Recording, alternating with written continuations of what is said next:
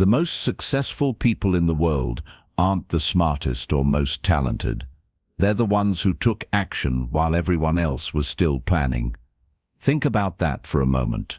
Have you ever wondered why some people achieve extraordinary success while others with equal or greater talent remain stuck? What's the real difference between the person who builds the million-dollar business and the one who's still perfecting their business plan 3 years later? It's not intelligence. It's not talent. It's not luck. It's action. Action is the great separator in life. While most people are trapped in the cycle of overthinking, successful individuals have already begun building momentum through decisive action. Consider this question: what goal have you been thinking about for months or even years without taking meaningful steps toward it? What dreams remain trapped in your mind instead of manifesting in reality? The painful truth is that we've become a society of overthinkers. We analyze, we research, we plan, we prepare, and then we prepare some more. We've convinced ourselves that more information, more strategy, and more contemplation will somehow lead to better outcomes. But does it really? Look at the evidence around you. The entrepreneur who launched with an imperfect product but quickly adapted based on real customer feedback is thriving. Meanwhile, the perfectionist who spent years refining their idea without ever launching remains at square one. This is what I call the paradox of simplicity, the counterintuitive reality that success doesn't come from complexity,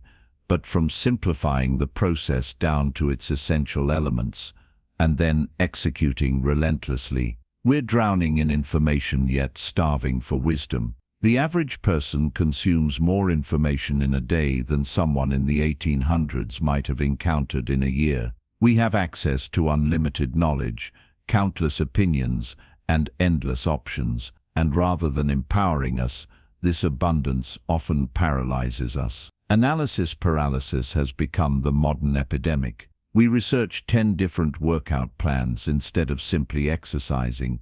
We read 20 books on productivity instead of implementing a single system. We spend hours comparing features of two products that would both serve our needs adequately. Why do we do this? Because thinking feels like progress. It creates the illusion of movement while keeping us safely in our comfort zone. There's no risk in contemplation, no possibility of failure, no judgment from others. But here's the brutal reality.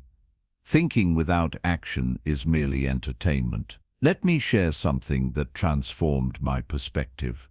Years ago, I was mentoring a group of aspiring entrepreneurs. Two stood out, Michael and Sarah. Both were brilliant, educated, and had promising business ideas in similar markets. Michael approached his business methodically. He created extensive market analyses, detailed business plans, and perfect financial projections. He sought feedback from everyone he knew, endlessly tweaking his concept in response. He was determined to launch only when everything was just right.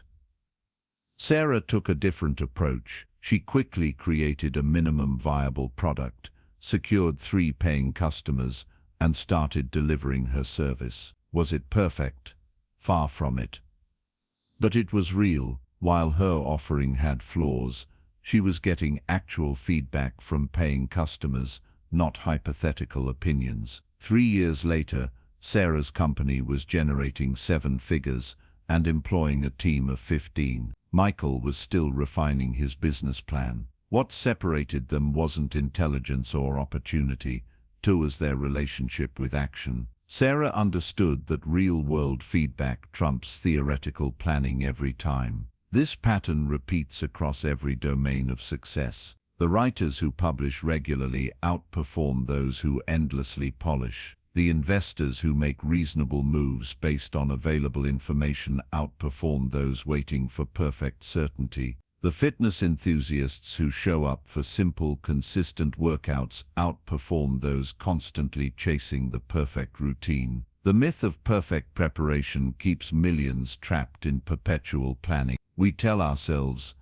I just need to learn a little more, or I need to be better prepared before I start. These statements sound responsible, even commendable, but they're often just sophisticated forms of procrastination. In reality, no amount of preparation can substitute for the learning that comes from direct experience. As the military strategist Helmuth von Moltke famously observed, no battle plan survives contact with the enemy. The same principle applies to any significant endeavor. Think of preparation like packing for a journey. Some preparation is essential, need maps, supplies, and basic knowledge. But if you never set out because you're still organizing your backpack, you've missed the entire point.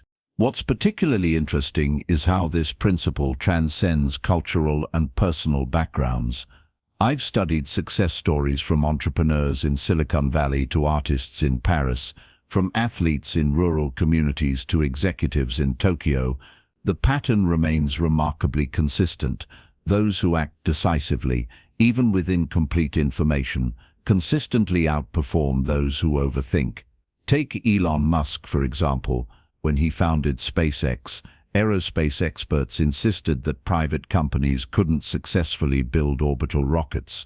The conventional wisdom was clear: this was a domain only for governments and massive defense contractors. The barriers to entry were supposedly insurmountable. Did Musk have all the answers when he started? Absolutely not. SpaceX's first 3 rocket launches failed spectacularly, but each failure provided invaluable data that theoretical planning never could. By the 4th launch, they succeeded where countless paper plans had failed. Or consider Sarah Blakely, who built Spanx into a billion-dollar company, despite having no background in fashion, manufacturing, or retail. When asked about her success, she doesn't point to elaborate planning.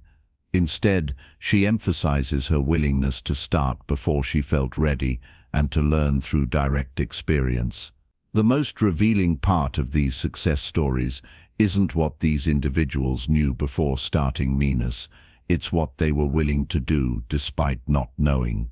They embraced the uncertainty that paralyzes others. This brings us to one of the most profound insights about success. Simplicity is actually harder than complexity. Making things simple requires the courage to eliminate options, to focus narrowly, and to act with incomplete information. It's much easier to create complex plans with endless contingencies than to commit to a simple path forward. As tech visionary Steve Jobs observed, simple can be harder than complex. You have to work hard to get your thinking clean to make it simple, but it's worth it in the end because, once you get there, you can move mountains. This insight explains why so many people remain trapped in overthinking. Complexity feels safer. It gives us the comforting illusion of control and the socially acceptable excuse of being thorough. Simplicity, by contrast, feels vulnerable. It exposes us to criticism and failure. But here's the liberating truth. Perfection isn't a prerequisite for success. Mice progress is, consider the journey of learning to play a musical instrument. The beginner who practices simple scales daily for a year will invariably outperform the overthinking perfectionist who spends that same year researching optimal practice techniques without actually touching the instrument. The same principle applies to weight loss, relationship building, career advancement, and virtually every other domain of life. Simple, consistent action beats sophisticated contemplation every time. Now, I want to be clear about something important. I'm not advocating for thoughtless action or reckless behavior. There's a vast difference between overthinking and thoughtful consideration. The former keeps you stuck. The latter propels you forward. Thoughtful action means evaluating the available information, making the best decision you can with what you know, and then moving forward with the understanding that you'll learn and adjust as you go. It means embracing imperfection as an inevitable and valuable part of the journey. The philosopher Voltaire warned that perfect is the enemy of good. In our pursuit of the ideal scenario, the flawless execution or the complete plan, we often sacrifice the good that could be accomplished through immediate, imperfect action. This brings us to the first crucial mental shift required for success: valuing progress over perfection. Progress, not perfection, is the true metric of success. Small, consistent steps forward will always outpace grand plans that never materialize. The modest blog post that's published beats the masterpiece that remains unwritten. The basic workout completed surpasses the optimal routine that's constantly postponed. I once worked with an aspiring author who had been working on his novel for 7 years. When I asked to see his progress, he sheepishly admitted he had only completed 3 chapters. He had been continuously revising those same chapters, seeking perfection before moving forward. I challenged him to a simple experiment: write without editing for 30 days, just forward progress, no looking back, no revisions. The results were transformative. Within those 30 days, he completed a rough draft of the entire novel. Was it perfect? Far from it, but it was real. He had created something tangible that could be shaped and improved, rather than an imaginary perfect novel that existed only in his mind. This pattern repeats endlessly across different fields and endeavors. The software developer who releases early versions and iterates based on user feedback builds successful products. The one who refuses to launch until every conceivable feature is perfect rarely ships anything of value. The liberating truth about success is that it's rarely achieved through brilliance or perfect planning. It's achieved through consistent imperfect action combined with a willingness to learn and adjust based on real-world feedback. Consider the journey of learning any new skill. The beginner who embraces the awkwardness of early attempts and focuses on improvement rather than perfection will progress rapidly. The perfectionist who can't tolerate the discomfort of being a novice remains permanently stuck. The paradox of simplicity extends even further when we examine how successful people make decisions. While the overthinker considers endless variables and scenarios, successful individuals often employ simple decision-making frameworks that allow for quick action. Jeff Bezos, for instance, uses what he calls the regret minimization framework. When facing important decisions, he projects himself to age 80 and asks which choice would minimize his regrets, looking back. This simple lens cuts through complexity and enables decisive action. Similarly, investor Ray Dalio employs what he calls believability-weighted decision-making, giving more weight to input from people who have demonstrated good judgment in the specific area under consideration.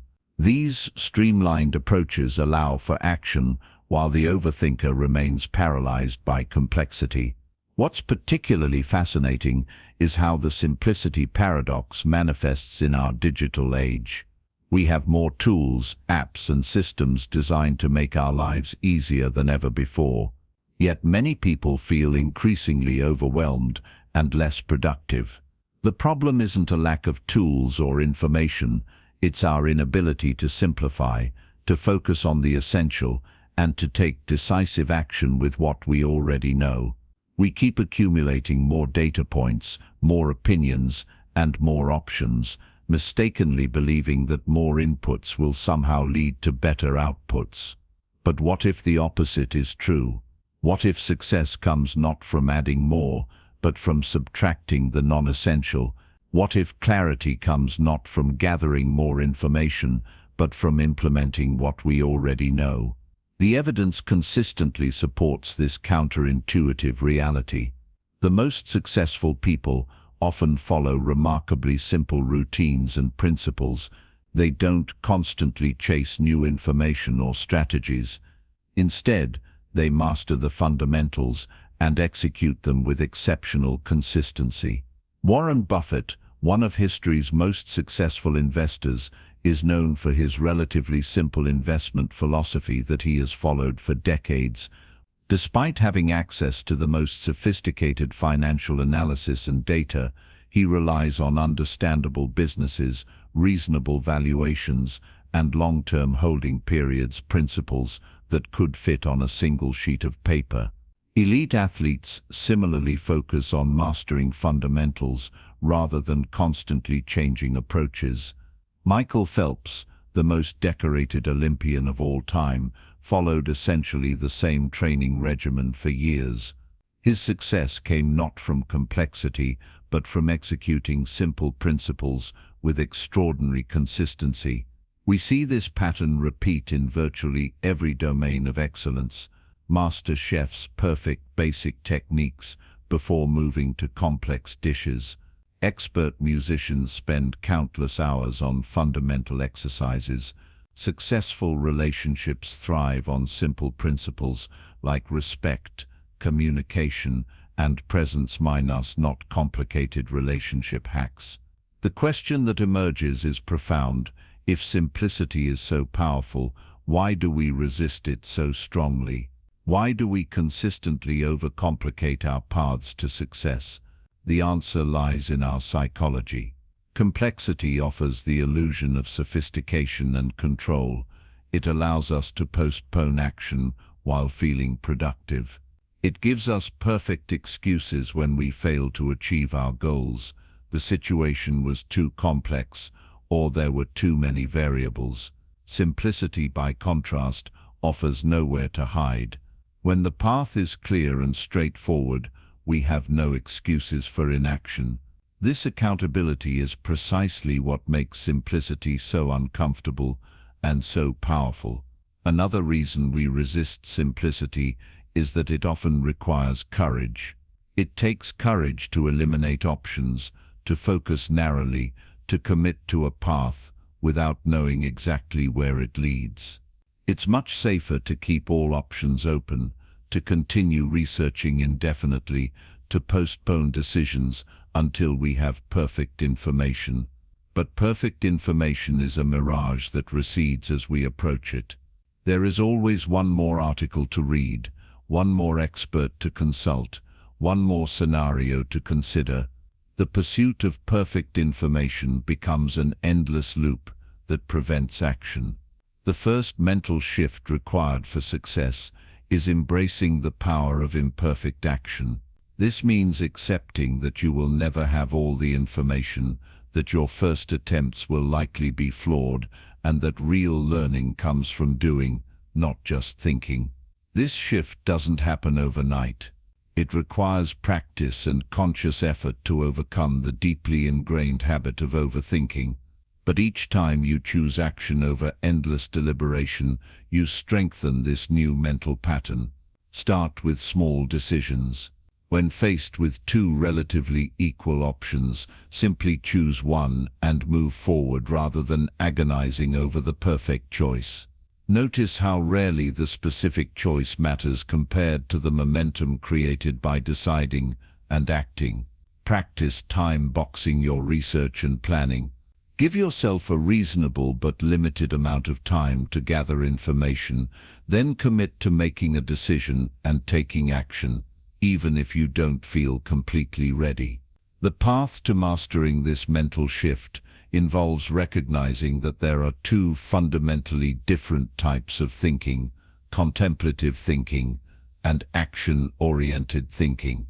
Contemplative thinking focuses on possibilities, options, and hypotheticals. It asks, what if? And what about? It explores multiple paths without commitment. This type of thinking has its place, particularly in the early stages of a project or when fundamental innovation is required. Action-oriented thinking, by contrast, focuses on execution. It asks, what's the next step?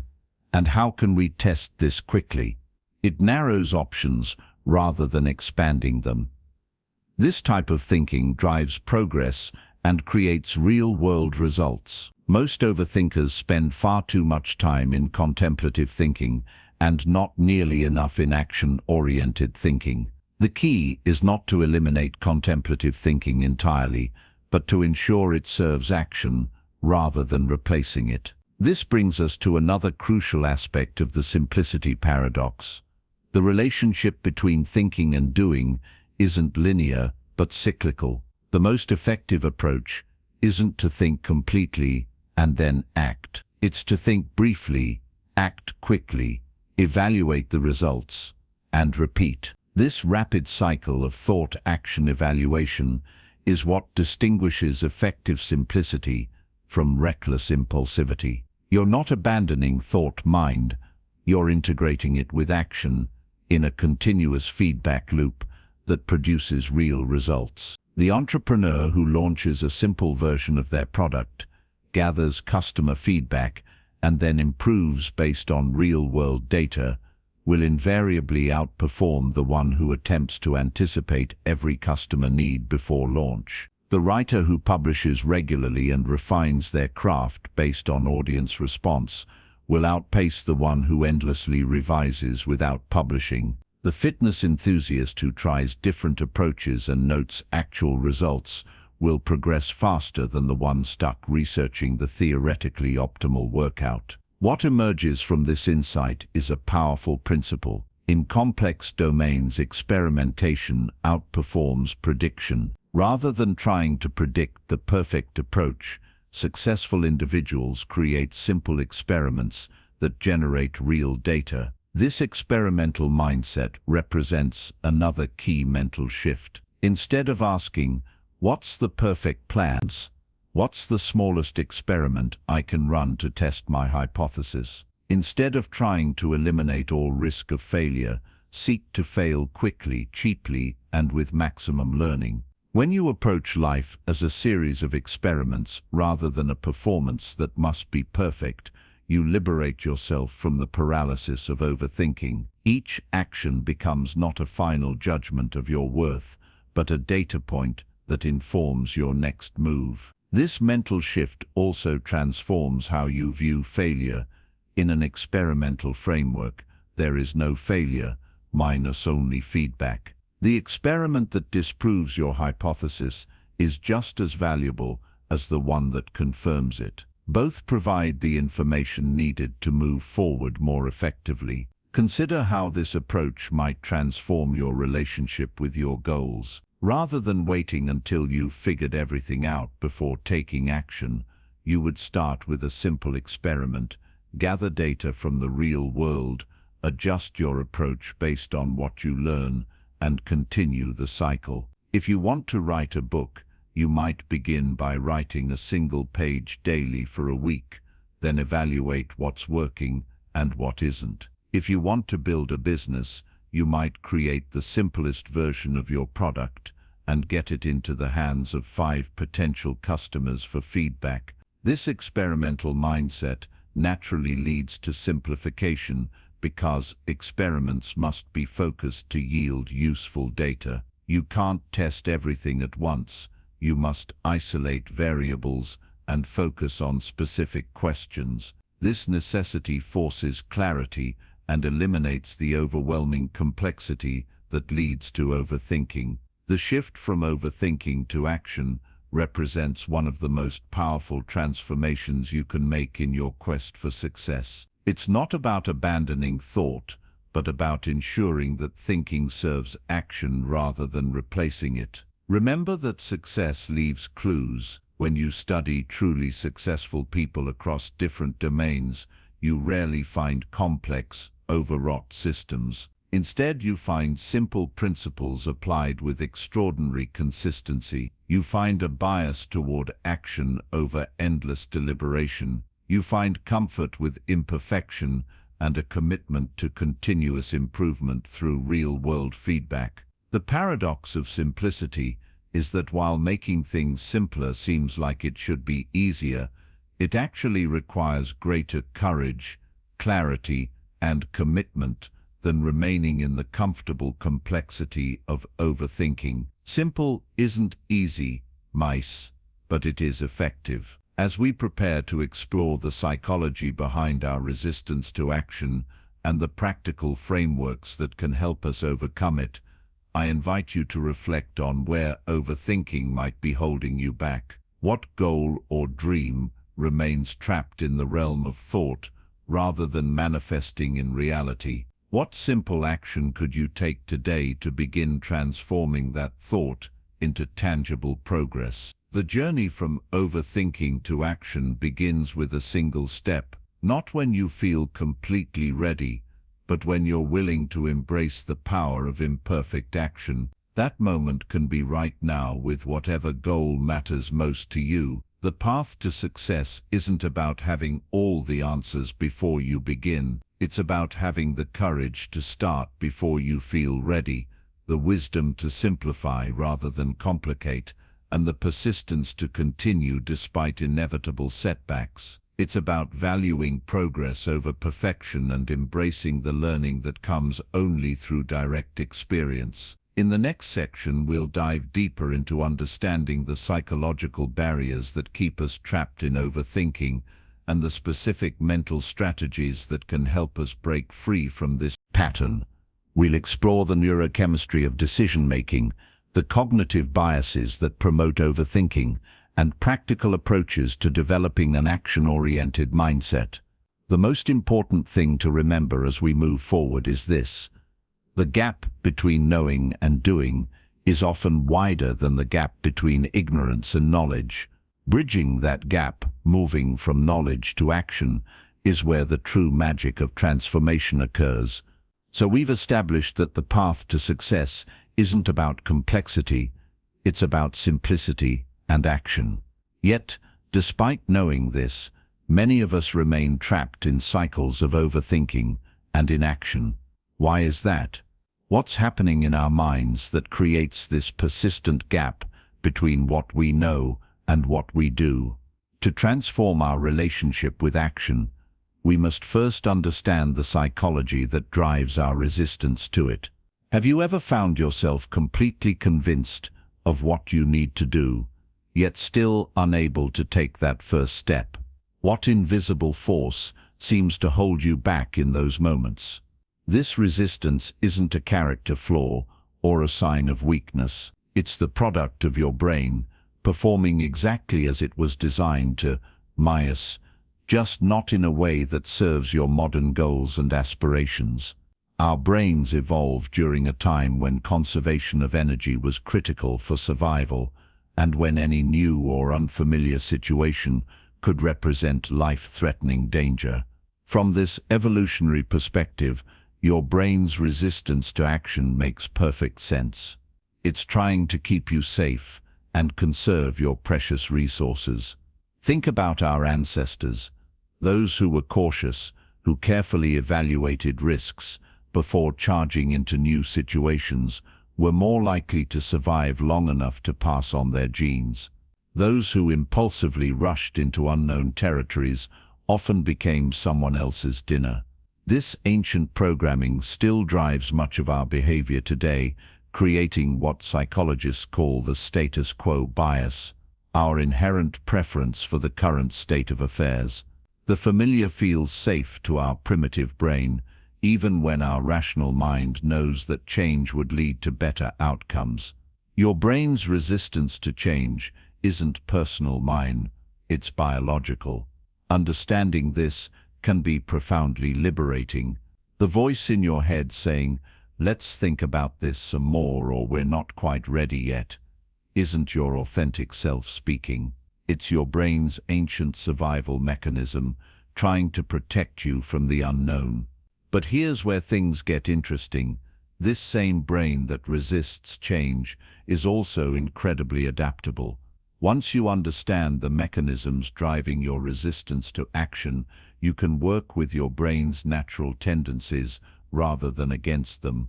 Let's explore what I call the fear equation, the psychological formula that determines whether we take action or remain stuck in overthinking.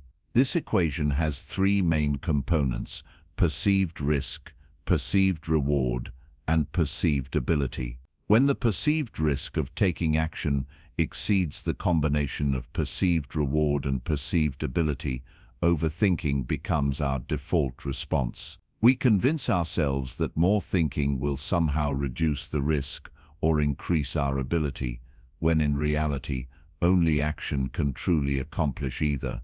Consider how this equation played out for Maria, a talented graphic designer who dreamed of launching her own studio. For years, she continued working at a job that left her unfulfilled while planning her eventual business launch. When we examined her fear equation, we discovered that she had magnified the risks. So what is? What if I lose my stable income? What if no clients hire me? While minimizing both the rewards. So what is? I might earn a bit more freedom and her own abilities. So what is? I'm not sure I have what it takes to run a business. This distorted equation kept her trapped in perpetual planning.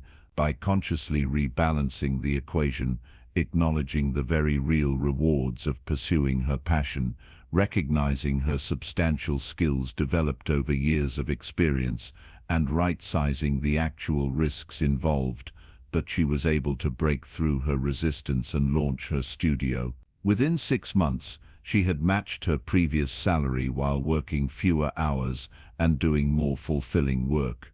The fears that loomed so large in her mind proved to be far less significant in reality. This pattern repeats endlessly across different goals and individuals. We chronically overestimate risks while underestimating both rewards and our own capabilities. This distortion isn't random mind. It's driven by specific cognitive biases that influence how we process information and make decisions. These biases function like mental shortcuts or rules of thumb that our brains use to make sense of complex information and situations. They evolved to help us navigate a dangerous world with limited cognitive resources. While they can be useful in many contexts, they often sabotage our attempts to take meaningful action toward our goals. Let's examine a few of the most significant biases that promote overthinking. Loss aversion bias causes us to feel the pain of potential losses much more intensely than the pleasure of equivalent gains. Studies show that the psychological impact of losing $100 is approximately twice as powerful as the positive feeling of gaining $100. This asymmetry makes us irrationally cautious when faced with any decision that carries even a small risk of loss. When combined with catastrophic thinking and our tendency to imagine worst-case scenarios, loss aversion can completely paralyze our decision-making. We focus intensely on what might go wrong while giving minimal attention to what might go right. The sunk cost fallacy keeps us committed to unproductive paths simply because we've already invested time, money, or effort in them. Rather than cutting our losses and moving forward in a new direction, we double down on approaches that aren't working. This often manifests as continued research and planning rather than pivoting to more productive action. Perhaps most insidious is confirmation bias, our tendency to seek out and prioritize information that confirms our existing beliefs while dismissing contradictory evidence. If you subconsciously believe you're not ready to take action, you'll find endless articles, opinions, and examples that reinforce the need for more preparation. These biases work together to create what psychologists call the certainty effect. Bias our preference for absolute certainty over even a small chance of negative outcomes. We become willing to sacrifice tremendous upside potential to avoid minor downside risk. The irony is that by attempting to avoid small failures through overthinking, we guarantee the larger failure of never achieving our potential. Understanding these biases doesn't immediately neutralize them, but awareness is the first step toward counteracting their influence. The next step is understanding how these biases interact with the neurochemistry of decision-making. Your brain produces specific chemicals that influence your propensity for action or inaction. Dopamine, often called the reward neurotransmitter, plays a crucial role in motivating action by creating anticipation of positive outcomes. People with naturally higher dopamine levels tend to be more action-oriented and risk-tolerant. Conversely, When your brain's threat detection system is activated, it releases stress hormones like cortisol that inhibit action and promote cautious analysis. This system is highly sensitive and can be triggered by merely thinking about potential negative outcomes. The balance between these neurochemical systems significantly influences your default approach to action versus overthinking. Some people naturally experience stronger dopamine responses to potential rewards, making action come more easily. Others have more sensitive threat detection systems, making them prone to careful analysis before acting. The good news is that while you can't completely change your neurochemical makeup, you can influence it through deliberate practices. Physical exercise, for instance, increases dopamine sensitivity while reducing stress hormones, creating a more action-friendly neurochemical environment. Equally important is understanding how your past experiences have shaped your brain's associative networks around action and decision-making. If your early attempts at significant action were met with failure, criticism, or other negative outcomes, your brain formed neural connections between action and pain. These connections now automatically trigger resistance when similar situations arise. Think about a child who was repeatedly criticized for making mistakes. Their brain formed strong neural pathways connecting action with the pain of criticism. As an adult, they may find themselves paralyzed by perfectionism, unable to take action unless they're absolutely certain of success. Conversely, someone whose early actions were met with encouragement and whose failures were treated as valuable learning experiences developed neural connections between action and positive feelings. This person finds it much easier to take action despite uncertainty. The remarkable property of your brain, however, is its neuroplasticity, its ability to form new neural connections throughout your life. The associations formed in your past don't have to dictate your future. Through consistent practice and the right environmental conditions, you can create new neural pathways that support action rather than overthinking. This brings us to perhaps the most powerful insight from neuroscience for overcoming overthinking. The brain changes through experience, not through thinking. You cannot think your way to new neural pathways. Only through direct experience does your brain create new connections. This explains why all the knowledge in the world about the importance of action often fails to change behavior.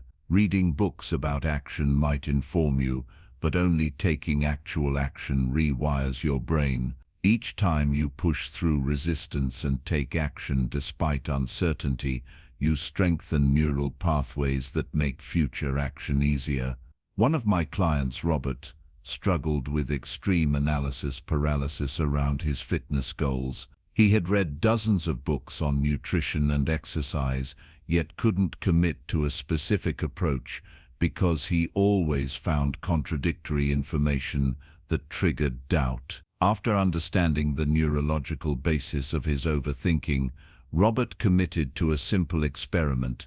He would choose any reasonable fitness approach and follow it consistently for 30 days without researching alternatives. The specific approach mattered far less than the experience of consistent action. The transformation was remarkable. Not only did Robert begin seeing physical results, but he reported that the experience of taking imperfect action daily had changed his relationship with decision-making in other areas of his life. The neural pathways formed through consistent action in one domain transferred to greater action orientation in others. This experience highlights another important neurological reality. Your brain doesn't distinguish between domains when forming action-related neural pathways. The confidence and capability you develop through taking action in one area of your life strengthens your overall action muscle. If you're struggling to take action in a particularly challenging domain, start with smaller actions in areas where the stakes feel lower. The neural pathways you develop will support you when you face more significant decisions. Beyond understanding these neurological factors, we must also examine how perfectionism functions as both a cause and consequence of overthinking. Perfectionism isn't simply having high standards, it's the belief that anything short of perfect performance is unacceptable. This belief creates a particularly vicious cycle. The perfectionist avoids action until they feel certain of flawless execution. But since perfection is impossible, they remain trapped in endless preparation and planning. The lack of progress then reinforces their belief that they're not yet ready, continuing the cycle. Breaking this cycle requires understanding that perfectionism is often a psychological defense mechanism against the vulnerability of being judged. By never completing or sharing their work, the perfectionist avoids the pain of potential criticism or rejection. The tragic irony is that this protection comes at the cost of ever achieving meaningful success or contribution. The perfectionist's desire to avoid judgment prevents them from creating anything that could be judged positively. James, a talented writer, came to me after 10 years of working on a novel that remained unfinished and unseen by anyone else. His perfectionism had convinced him that the work needed endless revision before it could be shared. Our breakthrough came when James recognized that his perfectionism wasn't serving his deeper desire to connect with readers and contribute to the literary conversation. He couldn't fulfill his purpose as a writer if his words never reached readers. This realization shifted his perspective from seeing publication as a terrifying judgment to viewing it as the fulfillment of his work's purpose. He committed to finishing and submitting his manuscript within 6 months, imperfections and all. The novel was eventually published to positive reviews, though certainly not universal acclaim. But more importantly, James reported a profound sense of liberation. By breaking the perfectionist cycle in this significant project, he found himself taking action more readily across all areas of his life. This points to another crucial psychological insight: inaction isn't neutral. We often think of overthinking as merely delaying positive outcomes, but the reality is that it actively creates negative consequences. Every day spent in analysis paralysis isn't just a day without progress. It's a day that reinforces neural pathways of hesitation and doubt. The compound effect works in both directions. Just as small positive actions compound into significant progress over time, small surrenders to overthinking compound into entrenched patterns of inaction and diminished self-trust. Self-trust is perhaps the most valuable psychological resource for overcoming overthinking.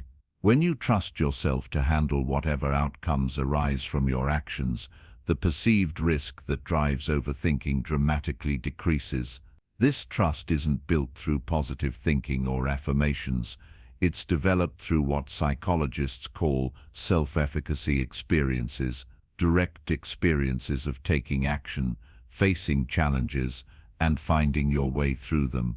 Each time you take action despite uncertainty and navigate the resulting situation, whether it turns out positively or negatively, you build evidence for your brain that you're capable of handling what comes. This evidence gradually shifts your default response from hesitation to action. Creating psychological safety for yourself is essential in this process. This means acknowledging that failure, mistakes, and imperfection are not just acceptable but necessary components of any meaningful journey. Consider how differently you approach tasks when you've given yourself permission to be imperfect. The writer who embraces imperfect first drafts actually completes manuscripts. The entrepreneur who launches before everything is perfect gathers crucial market feedback. The learner who allows themselves to be awkward and unskilled at the beginning actually develops mastery. This psychological safety doesn't come from lowering your standards for final outcomes, but from understanding that the path to excellence is paved with imperfect action. As Reid Hoffman, founder of LinkedIn, famously said, "If you're not embarrassed by the first version of your product, you've launched too late." One powerful approach to creating this safety is what psychologists call failure normalization. deliberately reframing failure as an expected, valuable part of the process rather than an aberration to be avoided at all costs. When working with teams on innovative projects, I often begin by asking each person to share their biggest professional failure and what they learned from it. This simple exercise dramatically changes the psychological environment, making it safer to take risks and attempt imperfect action. You can create this same shift for yourself by deliberately seeking out and reflecting on the failure stories of people you admire. Nearly every successful person has experienced significant failures on their path. These stories aren't just inspirational mirrors, they literally rewire your brain's associations around failure, making it less threatening and more normalized. Beyond these strategies, there's another psychological dimension that profoundly influences our tendency toward action or overthinking: our identity. The stories we tell ourselves about who we are shape our behavior more powerfully than any technique or tactic. If your self-narrative includes the belief, "I'm the kind of person who thinks everything through carefully before acting," you'll naturally gravitate toward overthinking. This isn't because you lack knowledge about the importance of action, but because taking impulsive action would conflict with your sense of self. Conversely, if your identity includes the belief, "I'm the kind of person who makes things happen," you'll find yourself naturally oriented toward action. Your brain will actually seek opportunities to confirm this self-image by taking decisive action. The most effective way to shift your identity is through what psychologists call small wins, modest, achievable actions that align with your desired identity. Rather than trying to completely reinvent yourself overnight, you gradually build evidence for a new self-narrative through consistent small actions. If you want to develop an action-oriented identity, start by taking one small but meaningful action each day that an action-oriented person would take. Each of these actions serves as evidence for your brain that this is indeed who you are. Over time, these small wins create a cascade effect. As your brain accumulates evidence for your action-oriented identity, it begins to seek out additional opportunities to confirm this self-image. What began as deliberate effort becomes increasingly automatic. This identity shift also changes how you interpret information. The action-oriented person doesn't ignore potential risks or challenges, but they process this information differently. Where the overthinker sees reasons to delay, the action-oriented person sees problems to solve through further action. I witnessed this transformation in Elena, a marketing executive who described herself as pathologically indecisive. Her overthinking had begun to threaten her career as she struggled to keep pace with her industry's rapid changes. We began by identifying one small but meaningful decision she could make each day without extended analysis. Some were work-related, like deciding on a marketing approach in 15 minutes rather than her usual days of deliberation. Others were personal, like choosing restaurants without reading dozens of reviews. These small wins gradually accumulated into a powerful new self-narrative. Within 3 months, Elena no longer saw herself as indecisive, but as someone capable of thoughtful yet efficient decision-making. This identity shift transformed her professional performance and significantly reduced her stress levels. Elena's experience highlights an important truth. Our capacity for action isn't fixed, but highly malleable. Through deliberate practice and the right psychological environment, anyone can develop greater action orientation. This brings us to the concept of the action threshold, the point at which a person transitions from thinking to doing. This threshold varies dramatically between individuals and situations. Some people require very little information or certainty before taking action, while others need extensive data and reassurance. Understanding your personal action threshold is crucial for overcoming overthinking. If you know that you naturally require more certainty than is practical before acting, you can deliberately lower this threshold through structured decision-making processes. One effective approach is creating personal rules that bypass your tendency for analysis paralysis.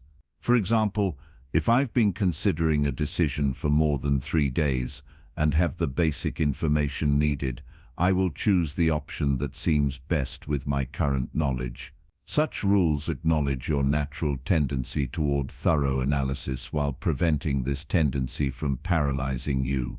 They create a safety valve that ensures you eventually move from thinking to doing. Another powerful psychological tool is leveraging what behavioral scientists call implementation intentions, specific plans that link situations to actions. Rather than vague intentions like "I'll be more decisive," you create explicit if-then statements. If I find myself researching a decision for more than 30 minutes without clear progress, then I will set a 5-minute timer and make the best choice I can when it rings.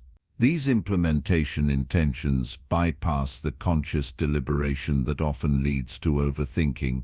They create automatic action triggers that activate before your overthinking patterns can take hold. The potency of these psychological strategies compounds when they're combined with environmental design. Deliberately structuring your physical and digital environments to promote action and minimize overthinking triggers. Consider how differently you behave in different environments. In a library, you naturally speak softly and focus on reading. In a stadium, you naturally become more expressive and energetic.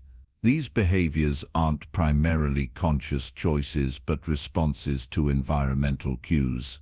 You can leverage this same principle to overcome overthinking by designing action-promoting environments. This might mean creating a distraction-free workspace, eliminating decision points that trigger analysis paralysis, or surrounding yourself with visual reminders of your goals and the importance of action. Digital environment design is equally important in our connected world.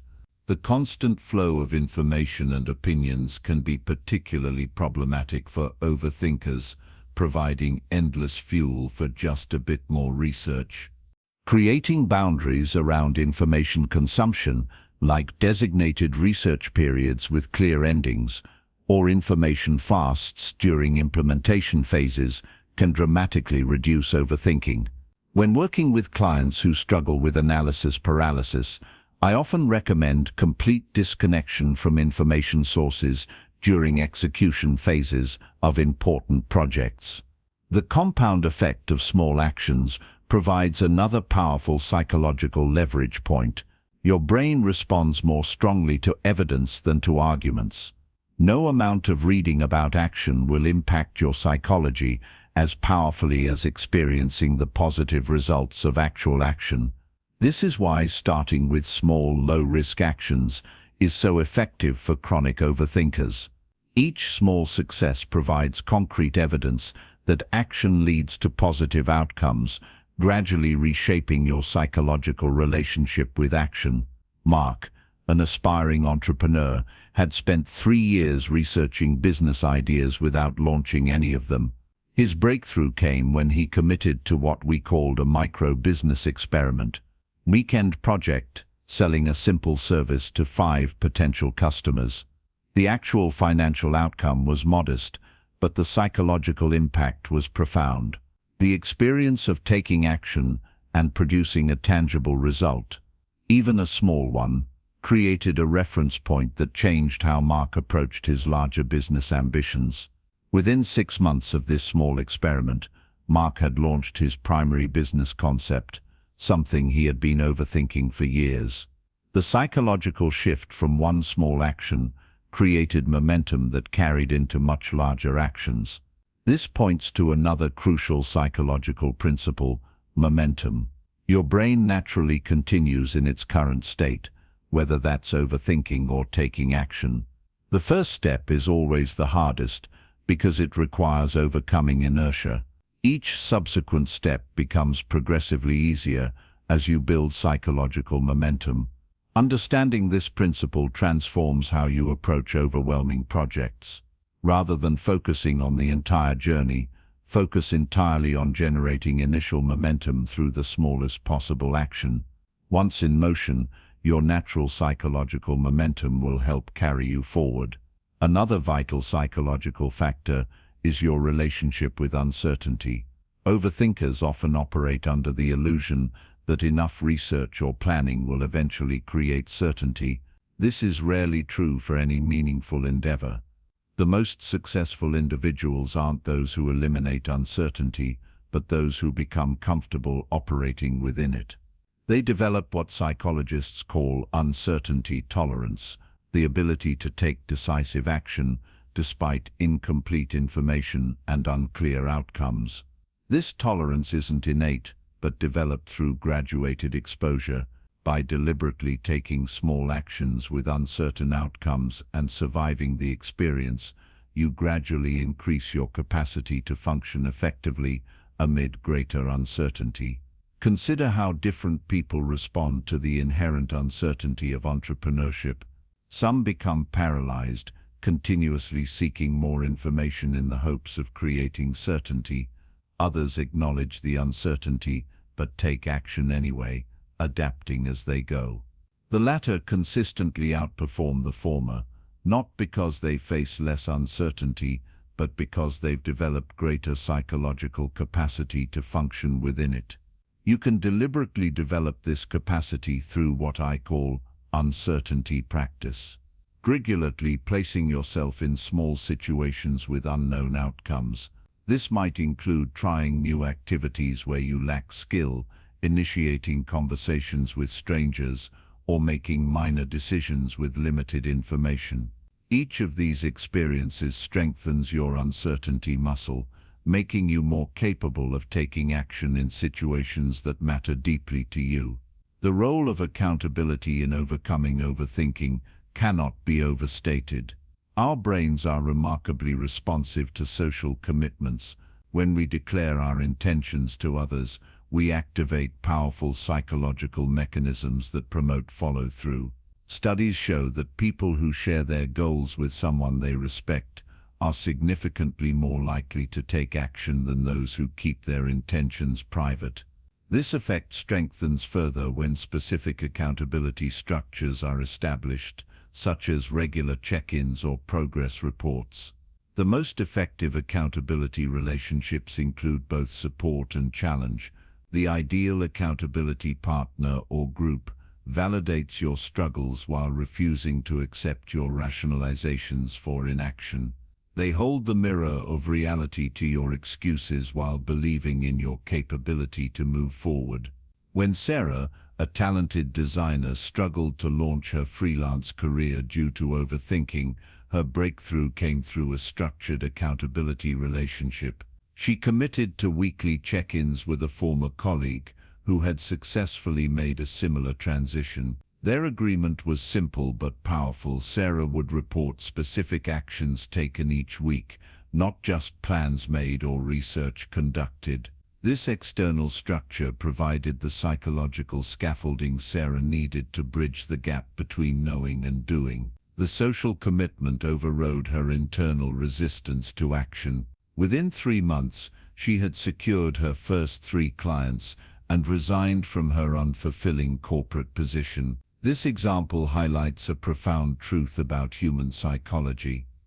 We often find it easier to keep promises to others than to ourselves. By leveraging this tendency through intentional accountability structures, we can overcome the internal resistance that leads to overthinking.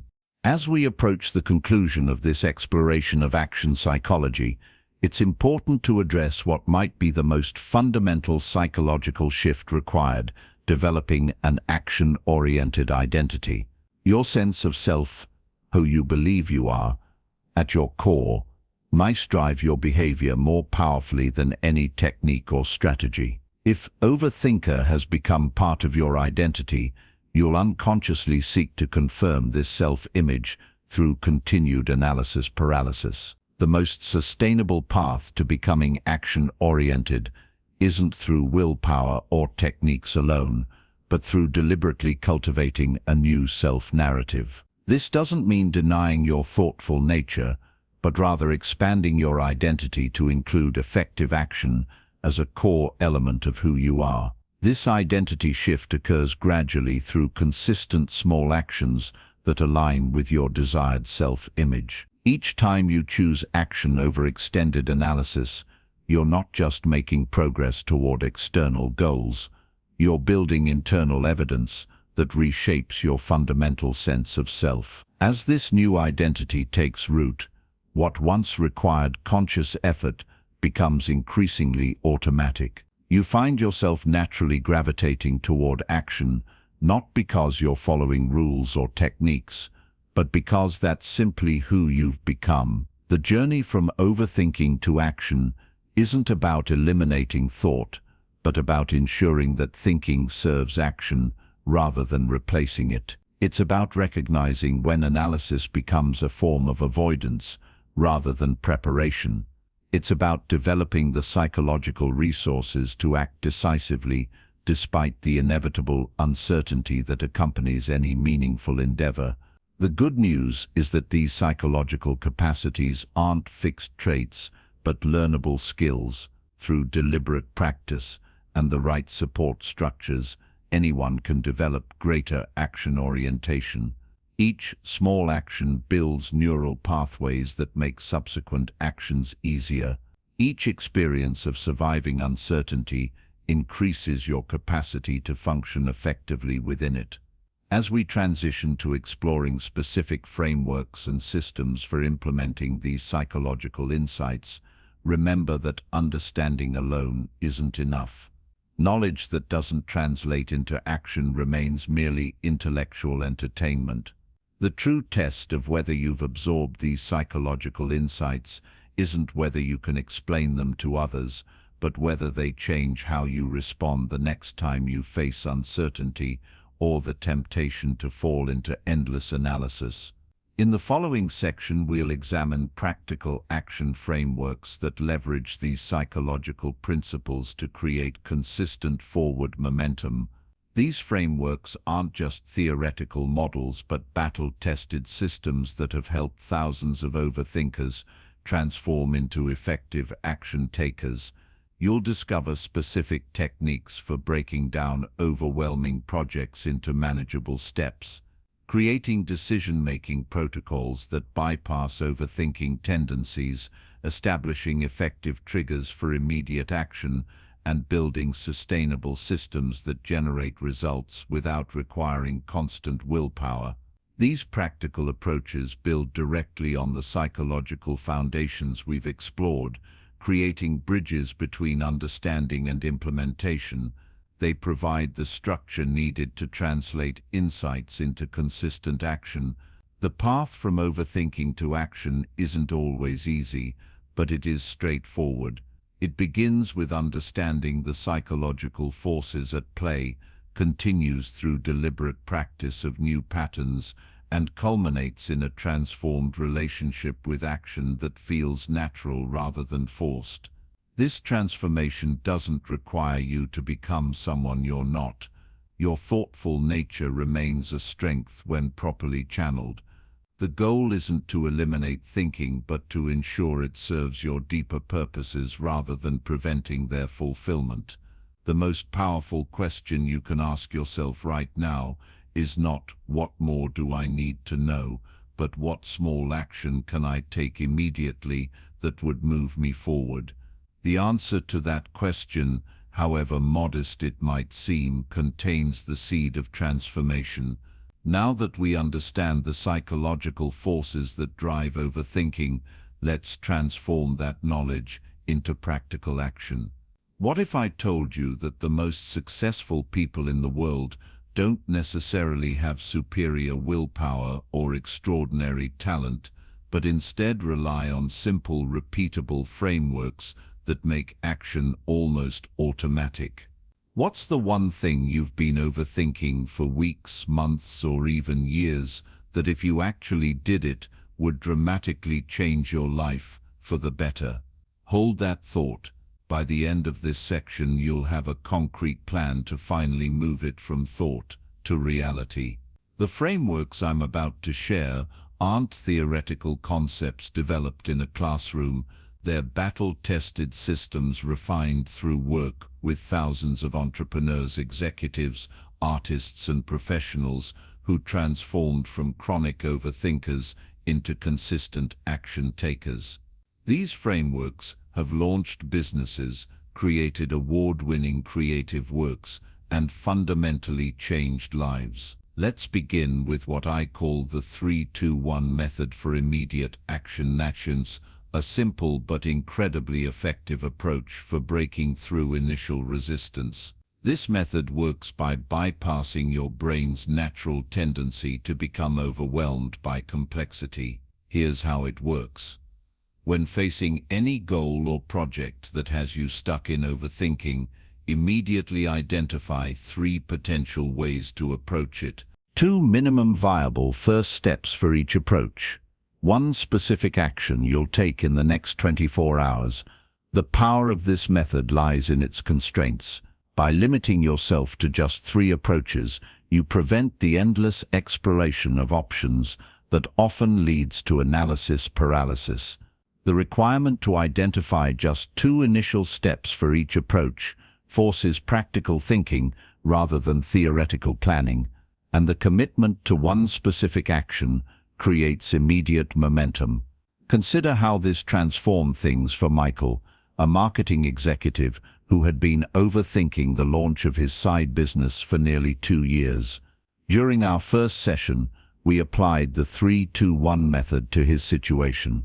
His 3 potential approaches were: 1. Launch a simple version of his service to his existing professional network. 2. Create content to attract potential clients.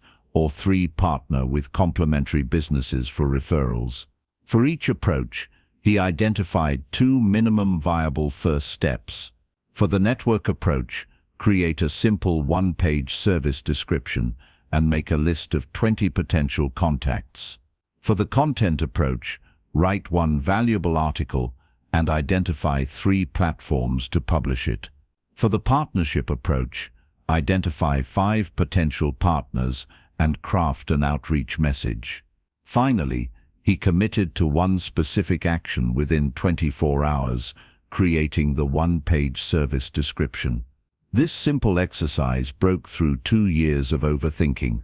Within 30 days, Michael had secured his first 3 clients, not because he suddenly discovered revolutionary new information, but because the 3-2-1 method transformed his relationship with action. The method works because it acknowledges the need for some analysis while preventing that analysis from becoming an end in itself. It creates clear boundaries around thinking and ensures that thinking leads directly to concrete action. I encourage you to apply this method right now to something you've been overthinking. Take just 5 minutes to identify your 3 approaches, 2 steps for each, and 1 immediate action. This simple exercise often creates an immediate shift from analysis to implementation. While the 3-2-1 method is excellent for breaking through initial resistance, sustaining action requires a different framework. This brings us to the concept of decision minimalism, the deliberate reduction of non-essential decisions to preserve mental energy for what truly matters. Every decision you make throughout the day, regardless of its importance, depletes your limited cognitive resources.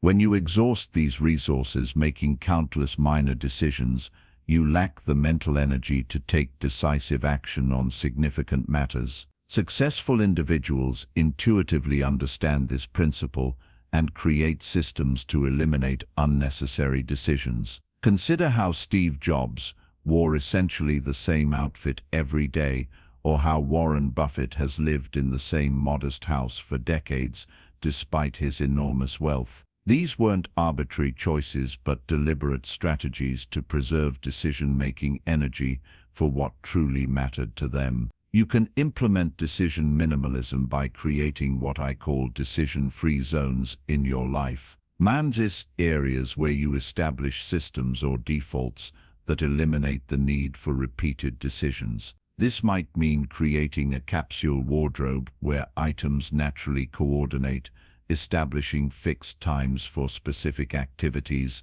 automating recurring financial transactions, or using meal plans rather than deciding what to eat each day. These systems might seem trivial individually, but collectively they preserve the mental energy needed for meaningful action on your most important goals. Each decision you eliminate creates space for action where it matters most. One client, Rebecca, transformed her productivity after implementing decision minimalism. As a creative professional with multiple projects, she found herself exhausted by countless small decisions throughout her day. By establishing standard work blocks for different activities, creating templates for common tasks, and developing clear criteria for accepting new projects, she eliminated hundreds of minor decisions. The result was remarkable. Meckles not just greater productivity, but a fundamental shift in her relationship with action, with her limited decision-making resources now focused on her most meaningful work. Overthinking naturally diminished. Action became the path of least resistance, rather than something requiring immense willpower. Decision minimalism creates the cognitive space needed for effective action. The next framework builds on this foundation by creating reliable triggers for immediate action. Personal action triggers are specific signals you establish that automatically initiate action, bypassing the overthinking response. These triggers create what psychologists call if-then implementation intentions, clear connections between specific situations and predetermined actions. For example, one entrepreneur I worked with struggled with procrastination on important but non-urgent projects. We established a simple trigger. Whenever his calendar showed a meeting cancellation, he would immediately spend that time working on his highest leverage project. This simple trigger transformed unexpected free time from an opportunity for distraction into automatic progress on his most important work. The key to effective action triggers is specificity. Vague intentions, like "I'll work on my business when I have time," almost never translate into action. Specific triggers, like "when I finish my morning coffee, I'll spend 30 minutes on business development before opening email," create automatic behavior patterns that don't require decision-making. Your triggers should connect to existing habits or regular occurrences in your life. They might be time-based. Thesha, at 7 a.m. each day, I will. Event-based. Thesha, after I drop the kids at school, I will. Or state-based. Thesha, when I notice myself feeling anxious about a project, I will. The power of these triggers comes from their automaticity. By deciding in advance exactly what action you'll take when a specific situation occurs, you bypass the mental deliberation that often leads to overthinking. Consider creating 3 personal action triggers for goals you're currently overthinking. Make them specific, connected to existing patterns in your life, and focused on initiating immediate action rather than complex processes. While action triggers help initiate action, the 5-minute rule helps overcome the psychological resistance that often accompanies the beginning of difficult tasks. This rule is deceptively simple. When facing resistance to an important task, commit to working on it for just 5 minutes. After 5 minutes, give yourself permission to stop if you still feel resistant. The effectiveness of this approach comes from understanding the psychology of task avoidance. Our resistance to tasks is almost always strongest before we begin. Once engaged in the activity, the resistance typically diminishes significantly. By committing to just 5 minutes, you lower the psychological barrier to starting. The task no longer represents a major commitment, but a brief experiment. This makes it much easier to overcome initial resistance. The fascinating reality is that once you've invested 5 minutes in a task, you rarely want to stop. The momentum generated by those initial minutes often carries you much further. Even when it doesn't, you've still made more progress than you would have through continued overthinking. James, an author struggling with writer's block, transformed his productivity through this simple rule. After months of overthinking his novel, he committed to writing for just 5 minutes each morning. Within weeks, he was regularly writing for 2 hours daily, not because he forced himself to continue, but because the initial 5 minutes naturally led to extended work sessions. The 5-minute rule works by separating the emotional resistance from the actual experience of the task. Our anticipation of tasks is almost always more negative than the reality of doing them. By guaranteeing yourself an exit after just 5 minutes, you create a safe way to discover this truth repeatedly. I encourage you to identify one task you've been avoiding and commit to just 5 minutes of work on it today. Notice not just the progress made, but how your emotional relationship with the task shifts once you're actually engaged in it. The 5-minute rule addresses the psychological barriers to initiating action. The next framework focuses on ensuring follow-through once you've begun. Implementation intentions are specific plans that detail exactly when, where, and how you'll take action toward your goals. While conventional wisdom suggests that strong motivation leads to action, research consistently shows that specific implementation plans are far more predictive of actual behavior. The formula for an effective implementation intention is simple. I will specific action at time place using specific method. For example, rather than I'll work on my business plan this week, an implementation intention would be I will work on the financial section of my business plan from 7-8 a.m. on Tuesday at my desk using the template I downloaded. The specificity of implementation intentions eliminates the decision points where overthinking typically occurs. When the designated time arrives, you don't need to decide whether to act or how to begin.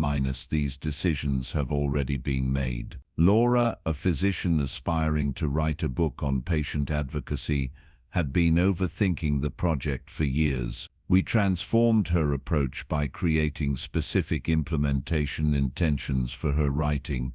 I will write 1 page of my book from 6-6:45 a.m. each weekday at my kitchen table before the kids wake up, using the chapter outline I've created. Within 3 months, she had completed a draft of half her book, more progress than she'd made in the previous 3 years of thinking about the project. The implementation intentions removed the decision points where her overthinking had previously derailed her progress. The effectiveness of implementation intentions increases dramatically when combined with environmental design, deliberately structuring your physical environment to promote action and minimize distractions. Consider how differently you behave in a library versus a noisy cafe.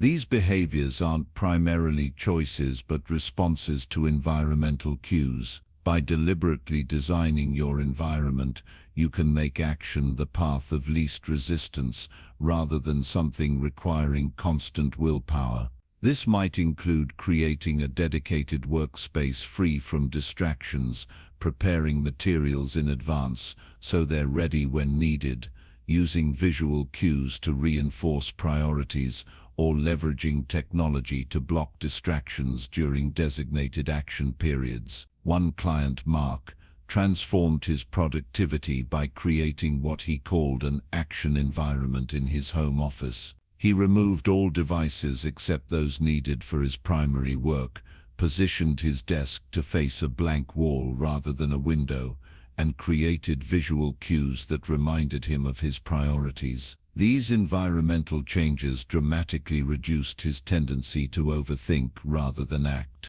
The environments that best support action aren't necessarily the most comfortable. Slight discomfort can actually promote action by preventing the relaxed state that often leads to rumination.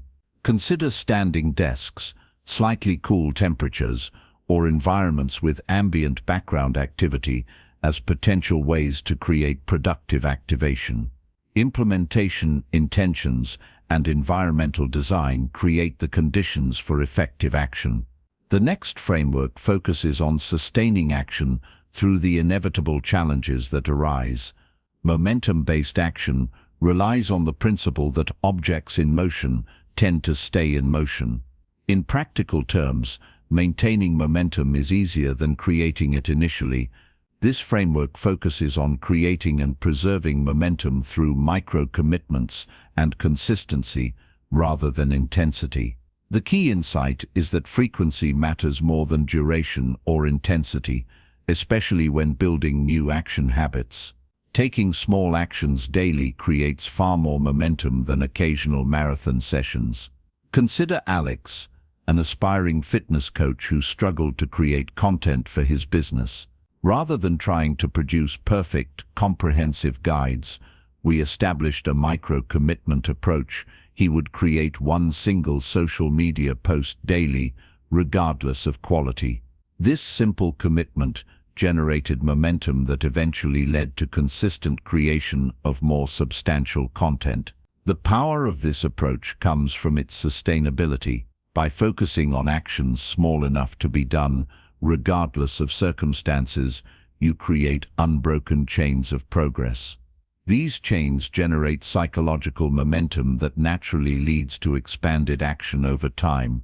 Think about your most important goal right now. What's the smallest possible action you could take daily that would represent progress? This might be writing one paragraph, making one sales call, practicing a skill for 5 minutes, or any other action small enough to be non-negotiable. Commit to this micro-action daily for 2 weeks, without exception. Notice how the consistency creates momentum that makes larger actions increasingly natural. While personal momentum is powerful, leveraging social forces can amplify your action orientation dramatically.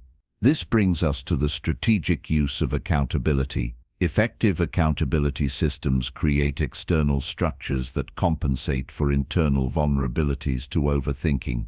The most powerful accountability comes from combining social commitment with concrete consequences. Research consistently shows that we're more likely to follow through on commitments made to others than those made only to ourselves. This effect strengthens further when specific consequences are attached to action or inaction. The key elements of effective accountability include specificity, clear, measurable actions and deadlines, visibility, regular reporting to someone whose opinion matters to you, consequences, predetermined rewards for action and costs for inaction.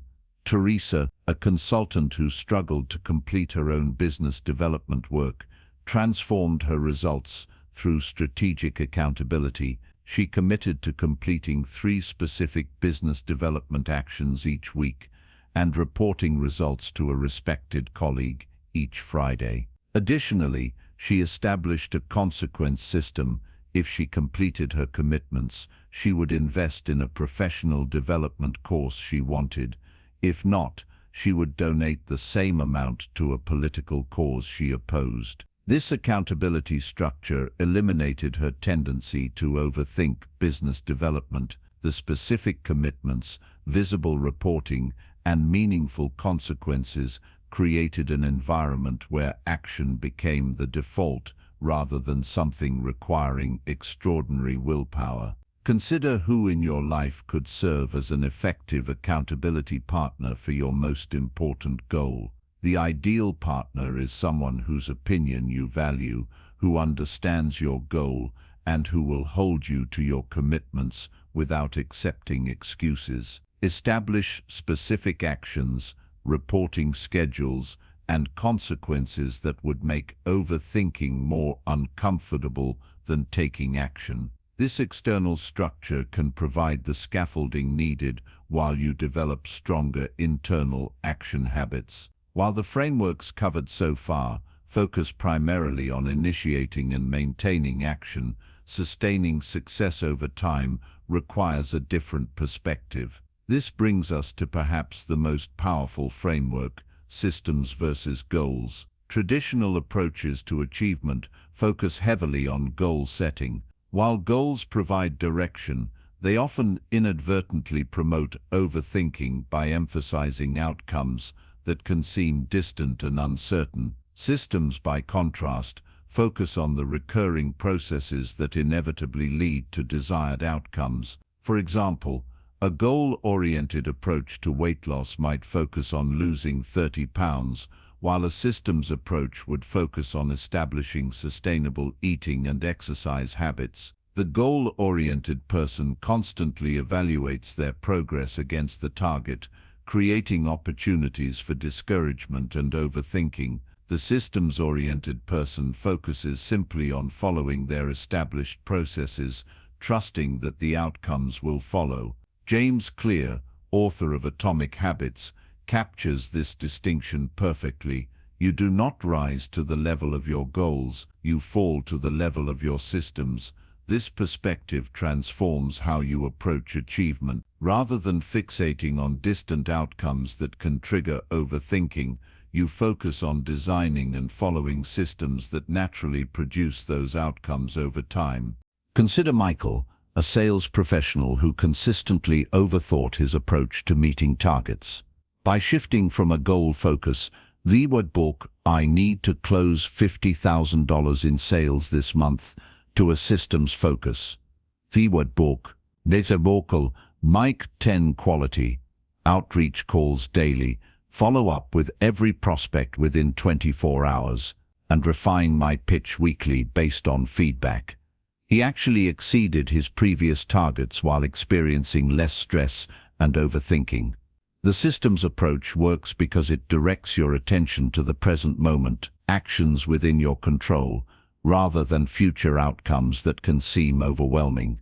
It transforms achievement from a distant anxiety-producing target into a series of manageable daily processes. To implement this approach, identify the key outcomes you want to achieve, then work backward to design simple systems that would naturally produce those outcomes over time. Focus your attention on following those systems rather than constantly evaluating your progress toward the ultimate goal. This perspective connects directly to another powerful framework, the compound effect of small actions. This principle, popularized by Darren Hardy, emphasizes how seemingly minor actions, when performed consistently over time, produce remarkable results. The power of compounding is easily underestimated because the initial results are often invisible. The person who writes one page daily has nothing impressive to show after a week, but after a year, they've written a 365-page book. The investor who saves a small amount monthly sees minimal initial progress, but substantial wealth over decades. This principle directly counters the overthinking tendency to seek perfect, comprehensive approaches. By focusing on small, consistent actions rather than perfect solutions, you bypass the paralysis that comes from seeking optimal approaches. Linda, a graphic designer who dreamed of developing her own style of illustrated journaling, transformed her progress through this principle. Rather than waiting until she had the perfect concept or materials, she committed to creating one small illustration daily. These modest daily actions compounded into a distinctive style and eventually a popular instructional book. Achievements that remained purely theoretical during her years of overthinking. The compound effect turns patience from a passive waiting state into an active investment strategy. Rather than waiting until conditions are perfect to take significant action, you take small actions consistently, knowing that their cumulative impact will far exceed sporadic perfect efforts. This brings us to a crucial insight about effective action frameworks. They don't eliminate thinking, but rather integrate it into a cycle of action and reflection. The action-reflection cycle creates a structured approach to learning from experience rather than attempting to predict all variables in advance. Instead of extensive planning before action, this approach emphasizes brief planning, decisive action, and scheduled reflection. The The cycle has three components: brief planning focused on immediate next steps, committed action for a predetermined period, scheduled reflection to evaluate results and adjust approach. This cycle acknowledges the value of thinking while preventing it from becoming an end in itself. Thinking serves action rather than replacing it. Consider how this transformed results for David, an entrepreneur who had spent nearly a year researching and planning his product launch without taking concrete steps. We implemented a 2-week action reflection cycle, brief planning on Monday mornings, focused implementation for the following 2 weeks, and structured reflection every other Friday. This approach prevented his natural tendency to continue research indefinitely. The scheduled reflection sessions gave him confidence that he wasn't ignoring important considerations, but simply deferring them to the appropriate time. Within 3 months, he had launched his product and secured initial customers' progress that a year of unstructured thinking hadn't produced. The power of this cycle comes from its balance of action and reflection. By containing reflection within specific time frames, it prevents the unbounded overthinking that often derails progress while still capturing the valuable insights that thoughtful analysis can provide. I encourage you to implement this cycle for any project you're currently overthinking. Schedule brief planning, commit to decisive action for a predetermined period, preferably 1-2 weeks, and schedule specific times for reflection and adjustment. This structure prevents overthinking from expanding to fill available time while still honoring the value of thoughtful consideration. These action frameworks can be even more effective when combined with what I call strategic quitting, the deliberate abandonment of approaches, projects, or goals that aren't serving your highest priorities. Most overthinkers struggle not just with initiating action but with continuing ineffective approaches long after evidence suggests they should change course. The sunk cost fallacy, my tendency to continue investments based on what we've already committed rather than future prospects, keeps many people stuck in unproductive patterns. Strategic quitting isn't about abandoning commitment, but about reallocating resources from lower value activities to higher value ones. It's about recognizing when continued investment in a particular approach costs more than the potential return. Warren Buffett captures this principle in his observation that the difference between successful people and really successful people is that really successful people say no to almost everything.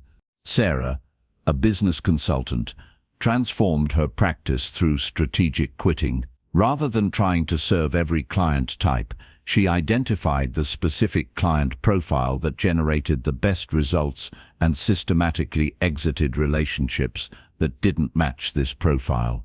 By quitting these lower value engagements, she created space for higher value work that had previously been crowded out by marginal commitments. Strategic quitting applies equally to approaches and methodologies. The willingness to abandon techniques that aren't producing results, regardless of previous investment, distinguishes those who eventually succeed from those who remain stuck in ineffective patterns. This brings us to perhaps the most foundational action framework, the Pareto principle, or 80-20th rule. This principle, originally observed by economist Vilfredo Pareto, states that roughly 80% of effects come from 20% of causes. Applied to action, this principle suggests that a small subset of your possible actions will produce the majority of your results. Identifying and focusing on these high-leverage activities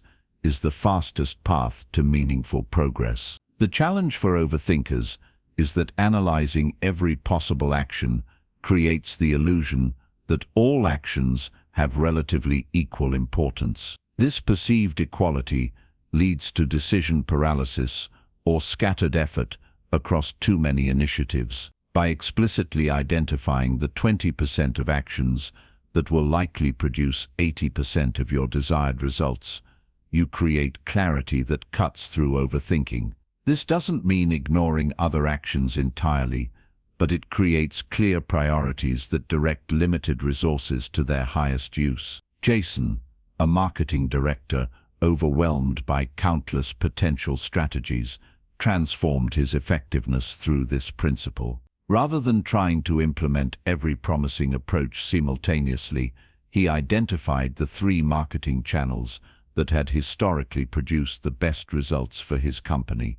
By directing 80% of his resources to these channels, while experimenting with others using the remaining 20%, he dramatically improved results while reducing the overthinking that had previously paralyzed his department.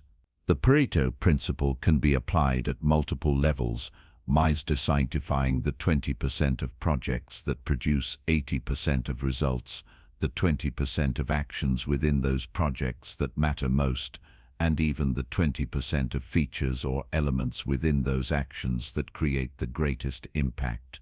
Each level of application creates greater clarity and focus. This principle connects directly to what productivity expert Gary Keller calls the one thing, the single focus that makes everything else easier or unnecessary. By identifying not just the vital few activities, but the single most important next action, you create absolute clarity that eliminates the option of overthinking. Each morning, ask yourself, what's the one thing I can do today such that by doing it, everything else becomes easier or unnecessary?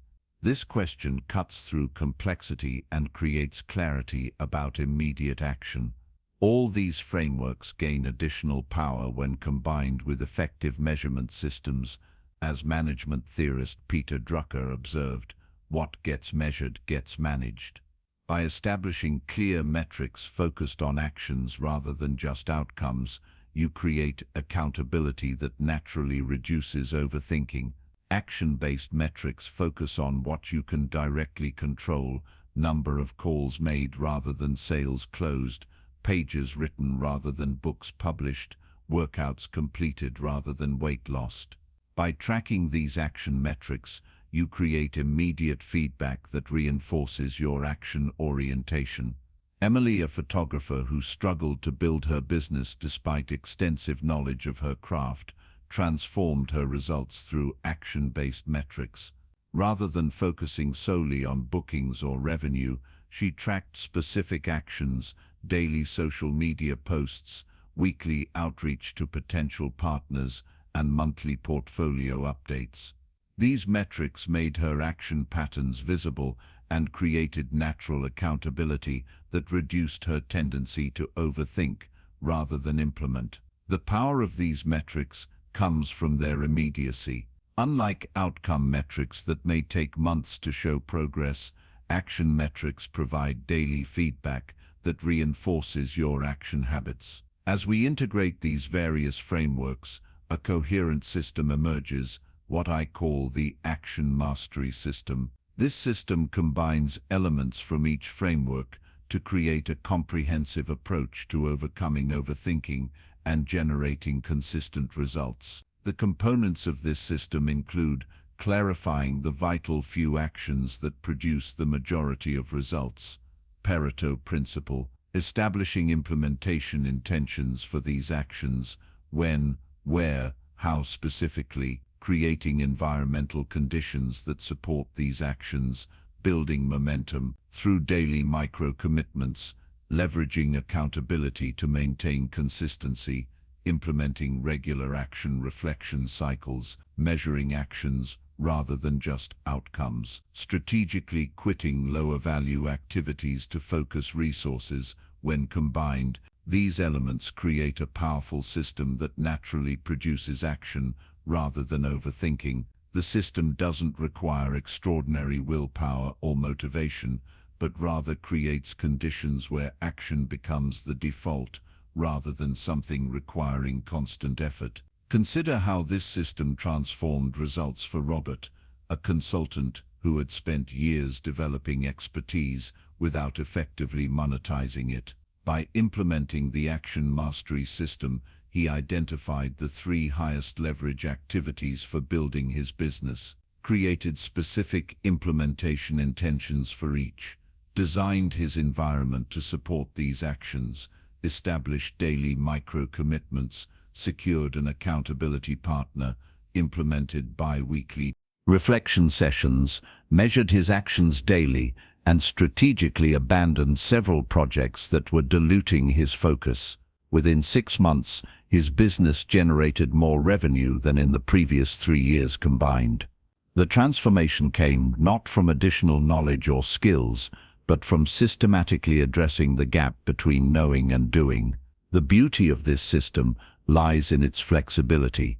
You can begin with whichever component addresses your most significant barrier to action, then gradually implement additional elements as your capacity for action grows. If initial resistance is your primary challenge, start with the 5-minute rule and implementation intentions. If consistency is your struggle, focus on momentum through micro-commitments and accountability. If scattered focus undermines your progress, begin with the Pareto principle and strategic quitting.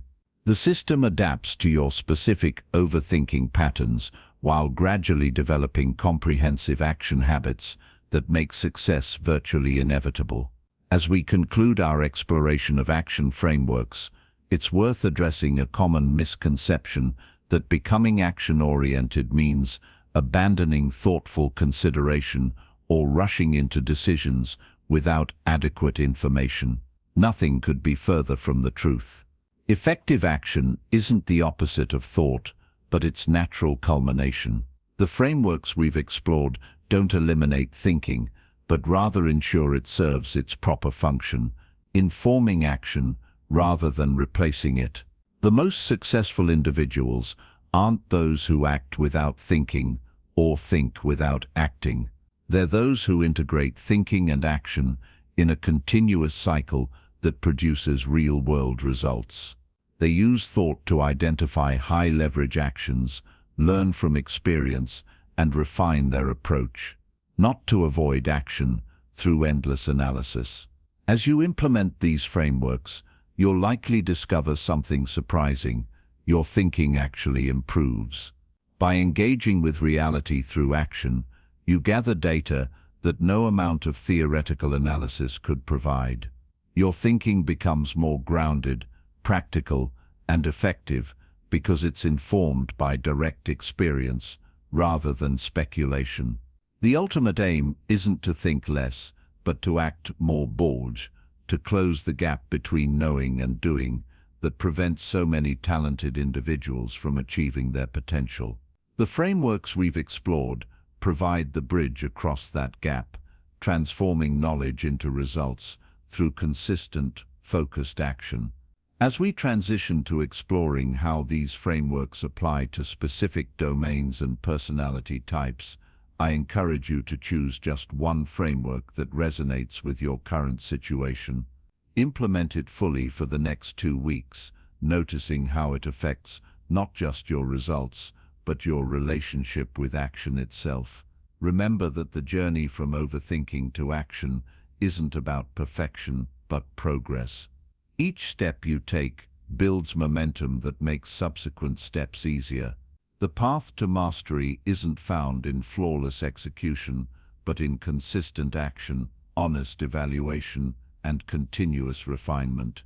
In the next section, we'll explore how these frameworks can be adapted to different personality types and specific domains, from creative pursuits to business development to personal transformation. You'll discover how to customize these approaches to your unique situation and challenges, creating a personalized path from overthinking to effective action. The most important insight to carry forward is this: the gap between where you are and where you want to be is rarely a knowledge gap. It's an action gap. And the frameworks we've explored provide the bridge across that gap, transforming potential into reality through the power of consistent, focused action. What small action will you take today to begin closing that gap?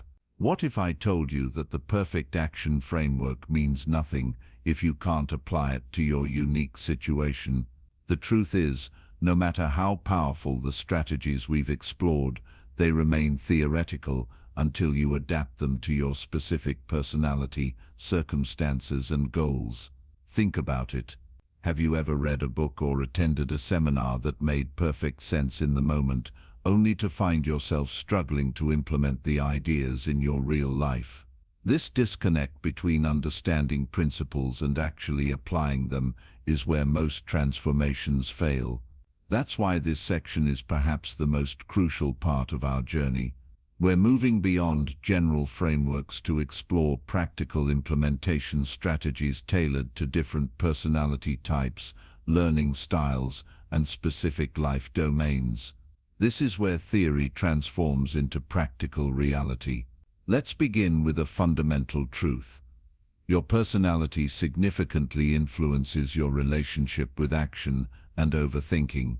The approaches that work brilliantly for an extroverted big-picture thinker might be completely ineffective for an introverted, detail-oriented person. Understanding your natural tendencies is the first step toward developing strategies that work with your unique wiring rather than against it. Consider the distinct overthinking patterns of different personality types. The analytical perfectionist gets trapped in endless optimization, constantly seeking the ideal approach. The creative visionary generates countless exciting possibilities, but struggles to commit to any single path. The conscientious planner creates elaborate systems that become so complex they paralyze action. The relationship-focused harmonizer worries so much about how others will perceive their choices that they avoid making them altogether. Each pattern requires a tailored approach. Let's explore how the frameworks we've discussed can be adapted to different personality types, beginning with the analytical perfectionist. If you're an analytical perfectionist, your strength lies in thorough evaluation and attention to detail. Your challenge is setting appropriate standards and knowing when further analysis no longer adds value. The frameworks that typically work best for you involve clear stopping rules and forced action triggers. For example, the 3-2-1 method becomes particularly powerful when you add explicit time constraints. Give yourself exactly 30 minutes to identify your 3 approaches, 20 minutes to determine your 2 steps for each, and 10 minutes to select and schedule your 1 immediate action. This creates boundaries around your natural tendency for extensive analysis. Implementation intentions work well for analytical perfectionists when framed as experiments rather than final decisions. Instead of feeling that your choice must be perfect, you can view it as a data-gathering exercise. I will try approach X for 2 weeks, measure specific results, and then evaluate whether to continue or adjust. This framing honors your analytical nature while preventing analysis from becoming an end in itself. Greg, a financial analyst with strong perfectionist tendencies, transformed his approach to personal investing through these adapted strategies. Rather than endlessly researching potential investments, which had kept him mostly in cash for years, despite strong market performance, he established a time-bounded research process with clear decision points. Each month, he allowed himself exactly 4 hours of research, followed by mandatory allocation decisions for any uninvested funds. This simple structure led to a diversified portfolio that significantly outperformed his previous approach of perfect analysis but minimal action. Now, if you identify more as a creative visionary, your strength lies in generating possibilities and seeing connections others miss. Your challenge typically involves narrowing focus and maintaining consistency with chosen approaches. The frameworks that work best for you involve creative constraints and strong accountability. For creative types, decision minimalism becomes particularly powerful when implemented as themed constraints. Rather than trying to limit all choices, which can feel stifling to your creative nature, Establish specific domains where decisions are standardized, freeing mental energy for truly creative decisions. Elizabeth, a marketing consultant with a highly creative personality, transformed her productivity by standardizing her morning routine, work environment, and administrative processes. These boring domains of consistency created the foundation for heightened creativity in her client work. By eliminating decision fatigue in non-essential areas, she preserved mental energy for the creative challenges that actually benefited from her divergent thinking. Momentum-based action works particularly well for creative personalities when framed as creative streaks or chains. Apps and visual trackers that show unbroken sequences of daily action create a game-like experience that appeals to the creative mind's love of patterns and visual representation. If you're more of a conscientious planner, your strength lies in creating thorough systems and following through on commitments. Your challenge typically involves overcomplicating these systems to the point of paralysis and struggling to adapt when reality doesn't match your plans. The frameworks that work best for you emphasize simplification and flexible structure. The 80-20th principle becomes particularly powerful for conscientious planners when applied to systems themselves. Challenge yourself to identify the 20% of your planning and tracking that produces 80% of the value, then ruthlessly eliminate the rest. This honors your need for structure while preventing the structure itself from becoming an obstacle to action. Michael, a project manager with a strong planning orientation, transformed his effectiveness by radically simplifying his productivity system. He reduced his elaborate task management approach to a single prioritized list with no more than 5 items per day. This simplified structure maintained the organization he valued while eliminating the overthinking that his previous complex system had inadvertently encouraged. Action reflection cycles work well for conscientious planners when structured as regular reviews with specific formats. Weekly and monthly review templates with clear questions create the structure you value while ensuring that planning serves action rather than replacing it. For those with a relationship-focused, harmonizing personality, your strength lies in considering multiple perspectives and creating inclusive solutions. Your challenge typically involves excessive concern about others' opinions and difficulty making decisions that might create conflict or disappointment.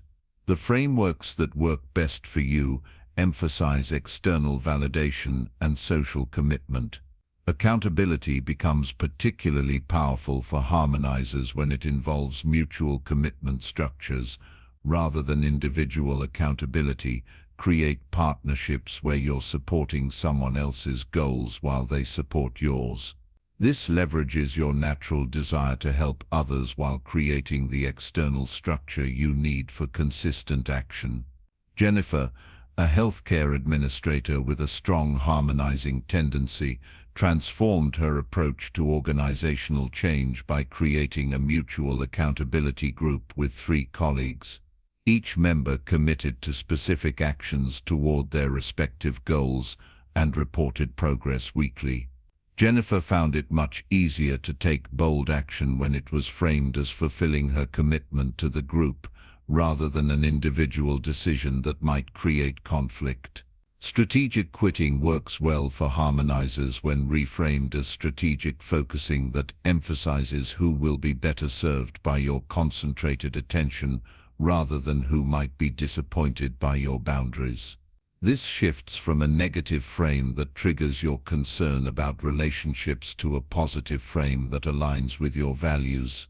What's fascinating is how these personality-specific adaptations don't just improve implementation, but often transform perceived weaknesses into strengths. The analytical perfectionist's attention to detail becomes a superpower when channeled into focused execution, rather than endless analysis. The creative visionary's ideation becomes invaluable when balanced with systems for implementation. Beyond personality types, Different learning styles also significantly influence how effectively you can implement action frameworks. Visual learners typically respond best to strategies that incorporate imagery, diagrams, and visual tracking. Auditory learners often benefit from verbally processing approaches and using spoken commitments. Kinesthetic learners usually connect most strongly with physically engaging implementation methods. For visual learners, environmental design becomes particularly powerful when it incorporates visual cues and representations. Vision boards, visible progress trackers, and color-coded systems transform abstract goals into concrete visual experiences that naturally prompt action. Sarah, a designer with a highly visual learning style, transformed her business development process by creating a visual client journey map that occupied an entire wall of her office. This visual representation made abstract marketing concepts tangible and prompted consistent action in ways that written plans never had. For auditory learners, accountability often works best when it involves regular verbal processing, weekly calls with accountability partners, or recorded verbal reflections create the auditory engagement that helps conceptualize next steps and commitment to action. Mark, a sales professional with a strong auditory preference, found traditional written planning ineffective. He transformed his results by implementing a daily audio journaling practice where he verbally processed priorities and commitments each morning. This 5-minute practice created clearer direction and stronger commitment than his previous written approaches. For kinesthetic learners, the 5-minute rule becomes especially powerful when combined with physical movement. Starting difficult tasks while standing, walking, or otherwise physically engaging creates the bodily activation that helps overcome initial resistance. Jason, an entrepreneur with a kinesthetic learning style, transformed his approach to important but non-urgent projects by creating a walking start ritual. He would begin each major project with a 10-minute walk, during which he dictated initial thoughts and action steps. This physical engagement bypassed the overthinking that had previously kept important initiatives stalled. The key insight is that implementation isn't one size fits all. The most effective approach honors your unique wiring while creating structures that compensate for your natural vulnerabilities. Now let's explore how these principles apply to specific domains, beginning with creative work, perhaps the area most susceptible to overthinking. Creative overthinking manifests in particular ways. The writer who endlessly refines the first chapter without moving forward, the artist who conceptualizes more than creates, the musician who continually revises without sharing their work. These patterns share a common root: the gap between the creator's vision and their current ability, leading to paralysis rather than progress. For creative work, implementation intentions gain tremendous power when combined with what I call creation containers, dedicated time blocks with specific creative constraints. Rather than open-ended creation, which often triggers overthinking, establish clear parameters. I will write for exactly 30 minutes, focusing only on dialogue without editing as I go. These constraints paradoxically enhance creativity, while eliminating the overthinking that comes from too many simultaneous considerations. By limiting scope and duration, you make beginning less intimidating and completion more achievable. David, a songwriter who had dozens of unfinished compositions, transformed his productivity through creation containers. He established 45-minute sessions 3 times weekly, with specific constraints for each. One session might focus only on chord progressions, another only on lyrics for an existing melody. These constraints eliminated the overwhelm of trying to perfect all elements simultaneously and led to more completed songs in 3 months than he had finished in the previous 2 years. The action-reflection cycle takes on special importance in creative domains when implemented as create first, evaluate later sequences. Some set a specific creation period during which evaluation is explicitly prohibited, followed by a separate time-bounded evaluation session. This separation prevents the internal critic from hijacking the creative process. For business development, the overthinking patterns often involve market analysis without testing, perfect planning without implementation, and excessive feature development without customer feedback. These patterns share a common flaw.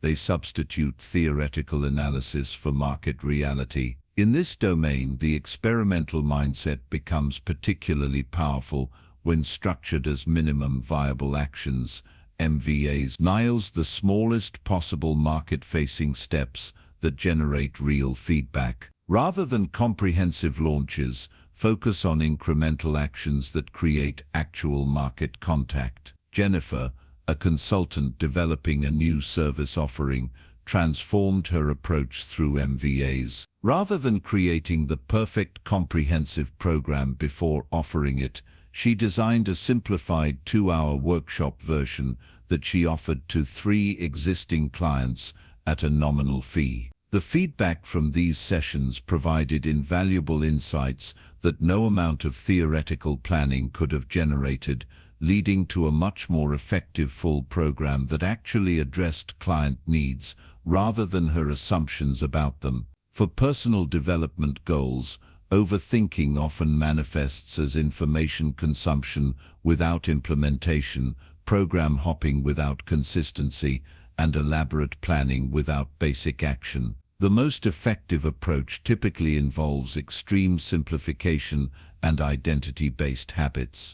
The compound effect principle becomes particularly powerful in this domain when focused on identity-reinforcing daily practices. Rather than complex transformation programs, establish a single daily action that aligns with your desired identity, then perform it consistently enough to create a new self-narrative. Robert, who had read dozens of books on mindfulness without establishing a consistent practice, transformed his approach through this principle. Rather than attempting the perfect meditation routine, he committed to just 1 minute of mindful breathing immediately after brushing his teeth each morning. This tiny but consistent practice gradually extended to 15 minutes daily, creating more actual progress than years of studying optimal approaches. For relationship goals, overthinking typically involves excessive analysis of others' perspectives, perfect timing considerations,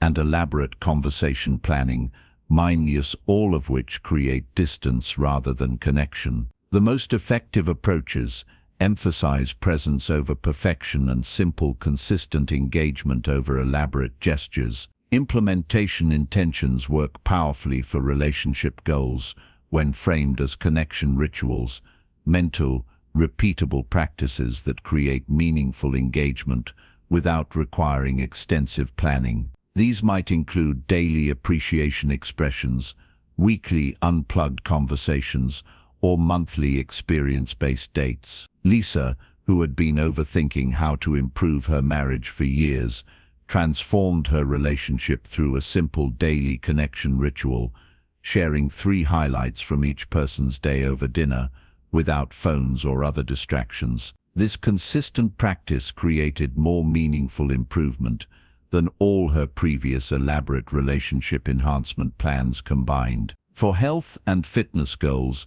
overthinking manifests as program comparison without consistent implementation, perfect diet planning without sustainable execution, and excessive focus on optimal approaches rather than consistency.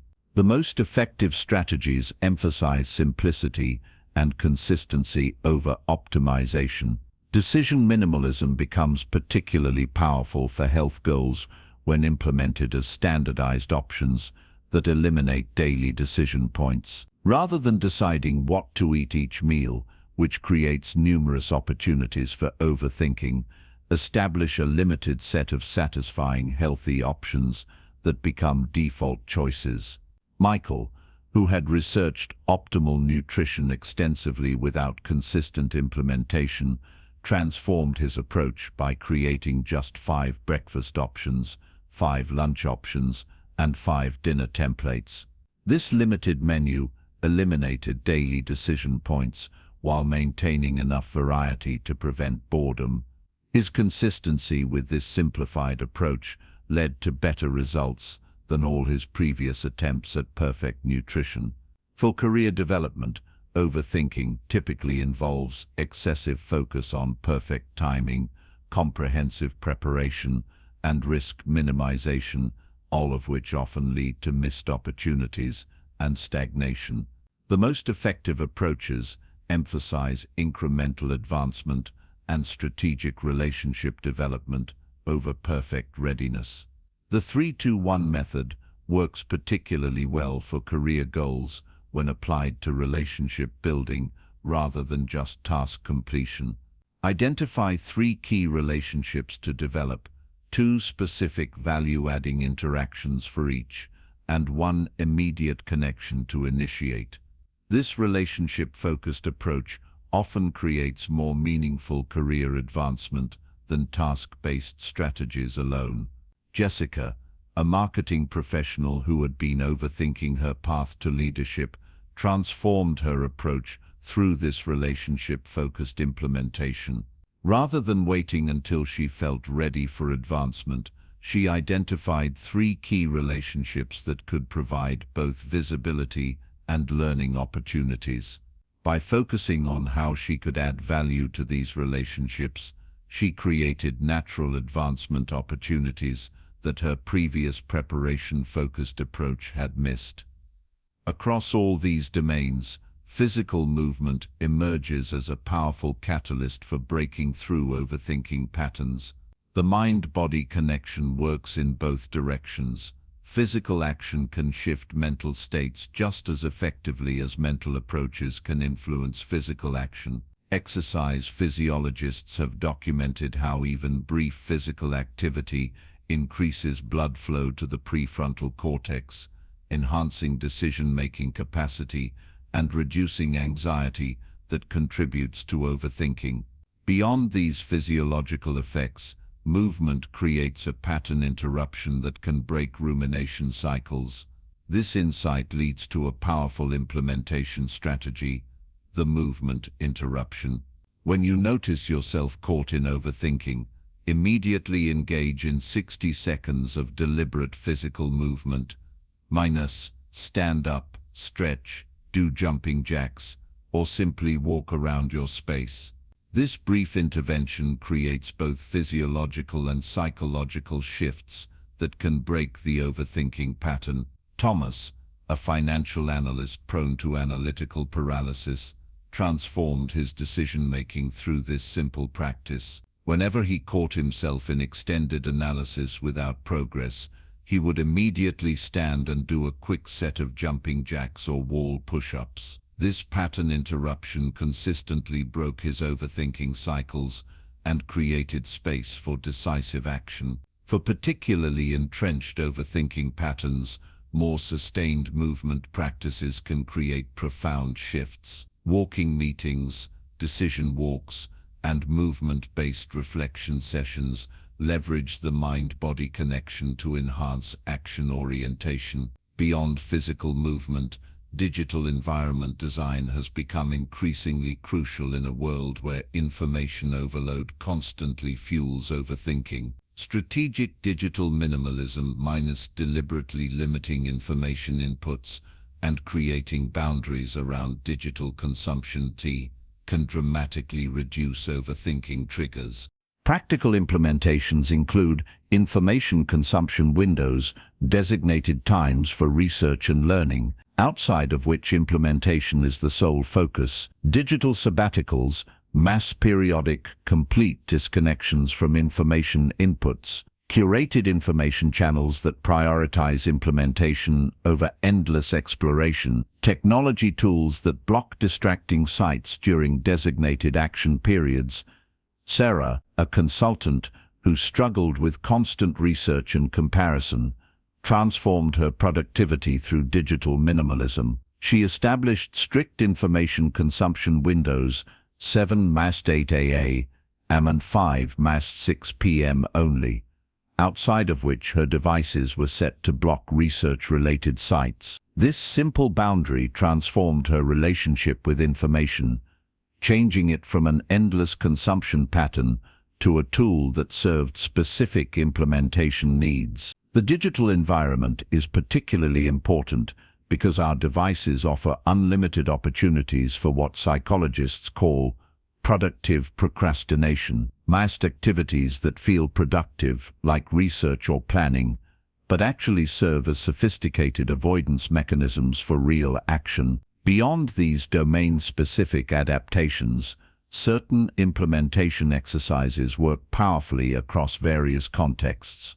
Let's explore several proven exercises that can immediately shift your relationship with action. The action journaling technique creates structured reflection specifically designed to generate clear next steps rather than endless analysis. Unlike traditional journaling that can sometimes increase rumination, action journaling uses specific prompts that drive toward concrete implementation. What specific outcome am I seeking? What is the simplest next action that would create progress? What is stopping me from taking this action immediately? How can I address this obstacle in the simplest possible way? When specifically will I take this action? Date, time, location. How will I know if this action was effective? This structured reflection transforms vague concerns into specific action plans while addressing the actual obstacles that create hesitation. The key is maintaining the action focus rather than allowing the journaling to become another form of overthinking. Rebecca, a therapist developing a coaching program, used action journaling to break through months of planning without progress. The structured prompts revealed that her primary obstacle wasn't insufficient knowledge, but fear of imperfect execution. By identifying this specific barrier, she could address it directly with a small, low-risk implementation step rather than continuing to gather more information that wasn't addressing her actual obstacle. Another powerful exercise is the past success analysis, which leverages your personal history of action to strengthen your action muscle. Rather than focusing on theoretical approaches, this exercise identifies patterns from your own experience that can be replicated. Identify 3 past situations where you successfully took action despite uncertainty.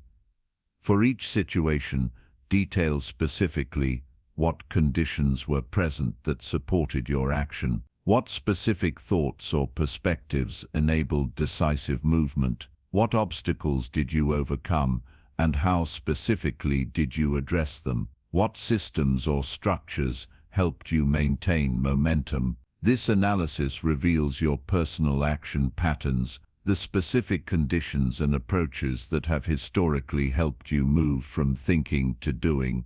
By deliberately recreating these conditions, you leverage your proven action pathways rather than trying to develop entirely new ones. James, an entrepreneur who struggled with launching new initiatives despite previous successes, used this exercise to identify his personal action patterns. He discovered that in his past successes, he had always had an accountability partner, had broken large projects into 2-day sprints, and had started his workday with implementation rather than planning.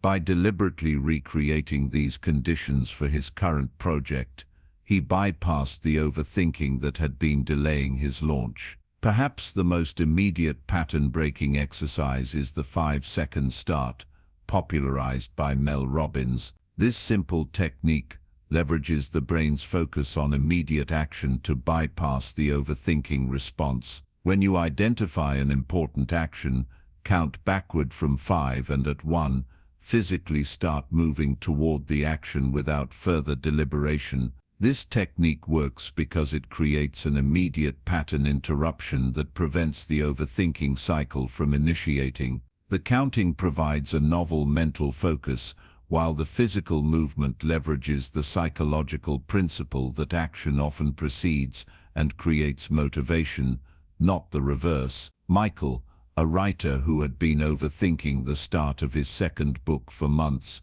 transformed his approach through this simple technique. Each morning, he would identify his writing session, count backward from 5 and at 1 open his document and type the first sentence without deliberation. This physical pattern interruption consistently bypassed his tendency to overthink the perfect starting point and led to completed chapters within weeks. Beyond these specific exercises, certain meditation practices have shown particular effectiveness in reducing overthinking patterns. Unlike general meditation, which can sometimes increase introspection without action, focused implementation meditation specifically addresses the thinking-doing gap. One powerful approach is clarity meditation, a structured 10-minute practice that begins with centering breathwork, transitions to focused contemplation of a single specific action,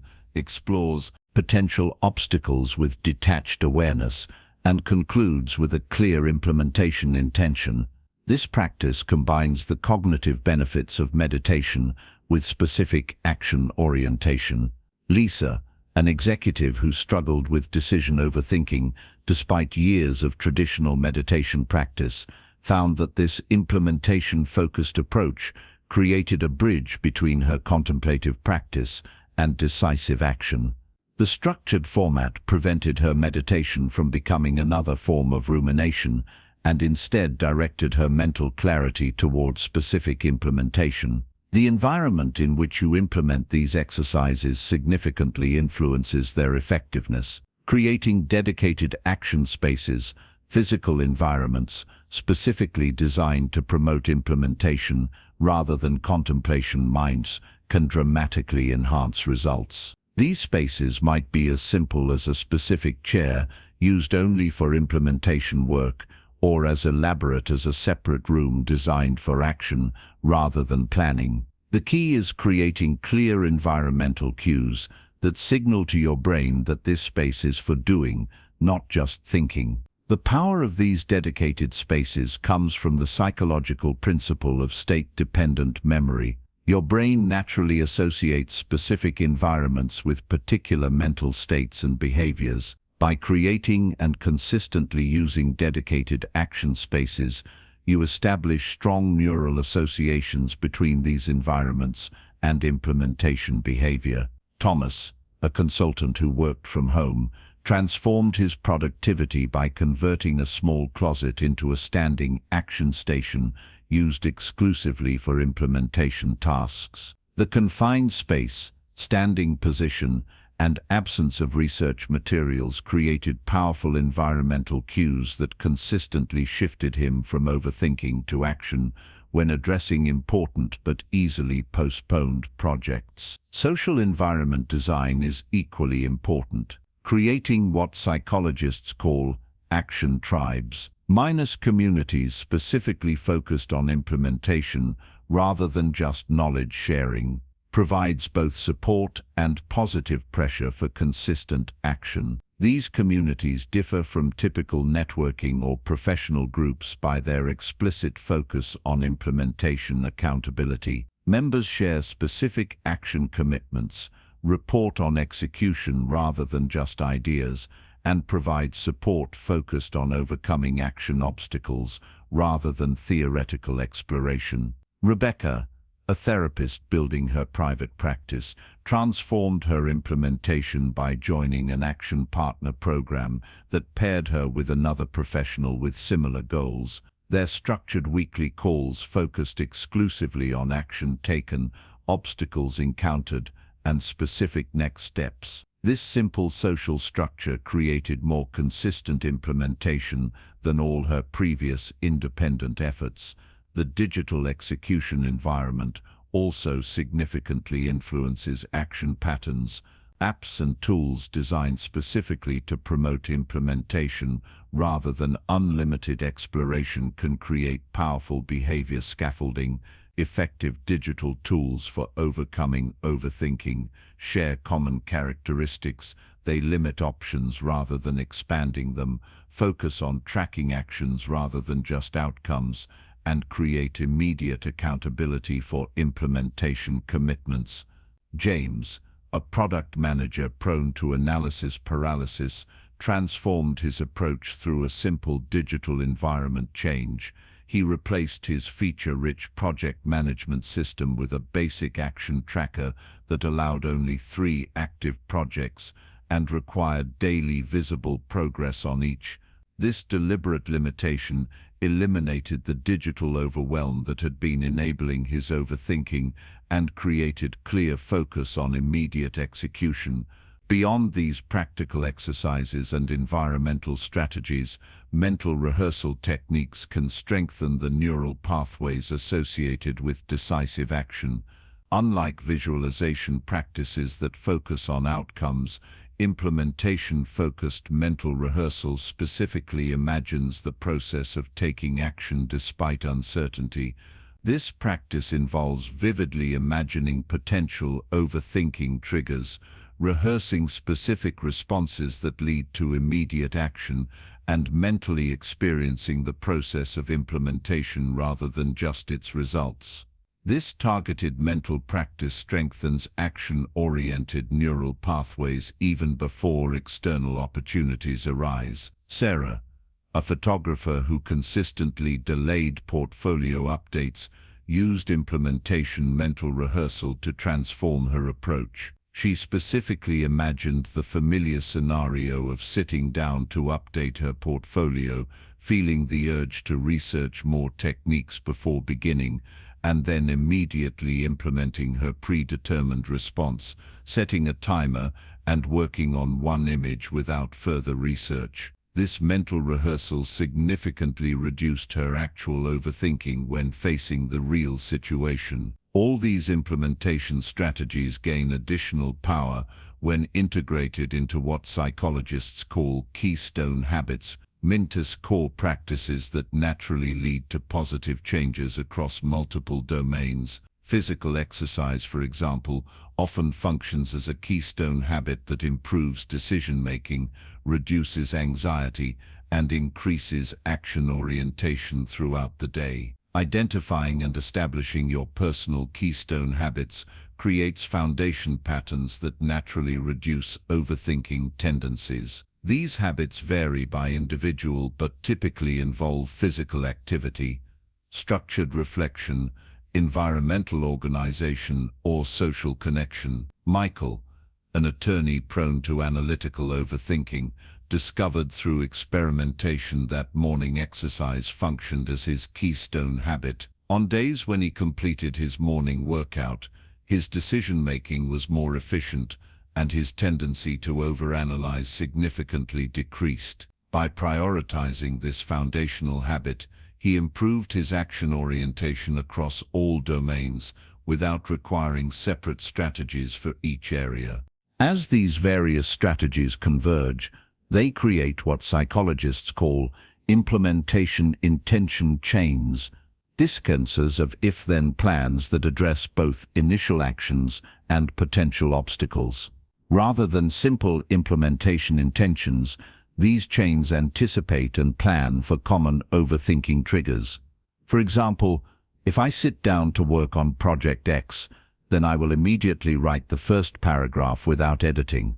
If I feel the urge to research more before writing, then I will set a timer for 15 minutes of focused writing before allowing any research. These chains create robust action pathways that address not just initial implementation, but the common points where overthinking typically intervenes. By anticipating and planning specific responses to these intervention points, you prevent overthinking from derailing progress once begun. Jason, a consultant developing online courses, transformed his productivity through implementation intention chains. He identified his common overthinking pattern, starting strong but falling into endless refinement of early sections rather than completing full drafts. His implementation chain addressed both the initial action and this predictable obstacle. When I open my course outline, I will immediately record the first module without stopping for edits. If I feel the urge to refine before continuing, I will write draft only at the top of my notes and continue to the next section without returning to earlier content. This specific chain not only initiated action, but protected his momentum at the precise point where overthinking typically intervened. Within 2 months of implementing this approach, he completed course materials that had been stalled for over a year. The power of these various implementation strategies compounds when they're supported by regular reflection practices specifically designed to strengthen your action orientation rather than enabling further overthinking. Action-focused reflection differs from open-ended contemplation by its specific structure and outcome orientation. Rather than general journaling or meditation, these practices use targeted questions that reinforce action patterns. What specific actions did I take today that moved me closer to my goals? Where did I successfully overcome overthinking today, and what specific strategies worked? What environmental factors supported my action orientation today? Where did overthinking successfully delay action, and what pattern triggered this delay? What one specific change would make action easier tomorrow? These structured reflections create an ongoing learning process that continuously strengthens your action orientation while preventing reflection itself from becoming another form of overthinking. As you implement these various strategies, it's important to recognize that the path from overthinking to action isn't linear but cyclical. You'll experience periods of strong action orientation, followed by returns to overthinking patterns. This cycle is normal and expected rather than evidence of failure. The key is developing resilient strategies that quickly return you to action orientation when overthinking patterns re-emerge. These might include pattern interrupt practices, environmental resets, accountability recommitments, or simplified restart protocols that bypass the perfectionism that often follows periods of inaction. Thomas, a writer who periodically fell into overthinking cycles despite general progress, developed a specific resilience protocol. When he recognized an overthinking pattern had emerged, he would immediately implement a 3-day reset. Day 1 focused exclusively on his keystone physical habits. Day 2 limited work to a maximum of 3 30-minute completely distraction-free sessions, and Day 3 involved a structured planning session with his accountability partner, focused exclusively on immediate next actions.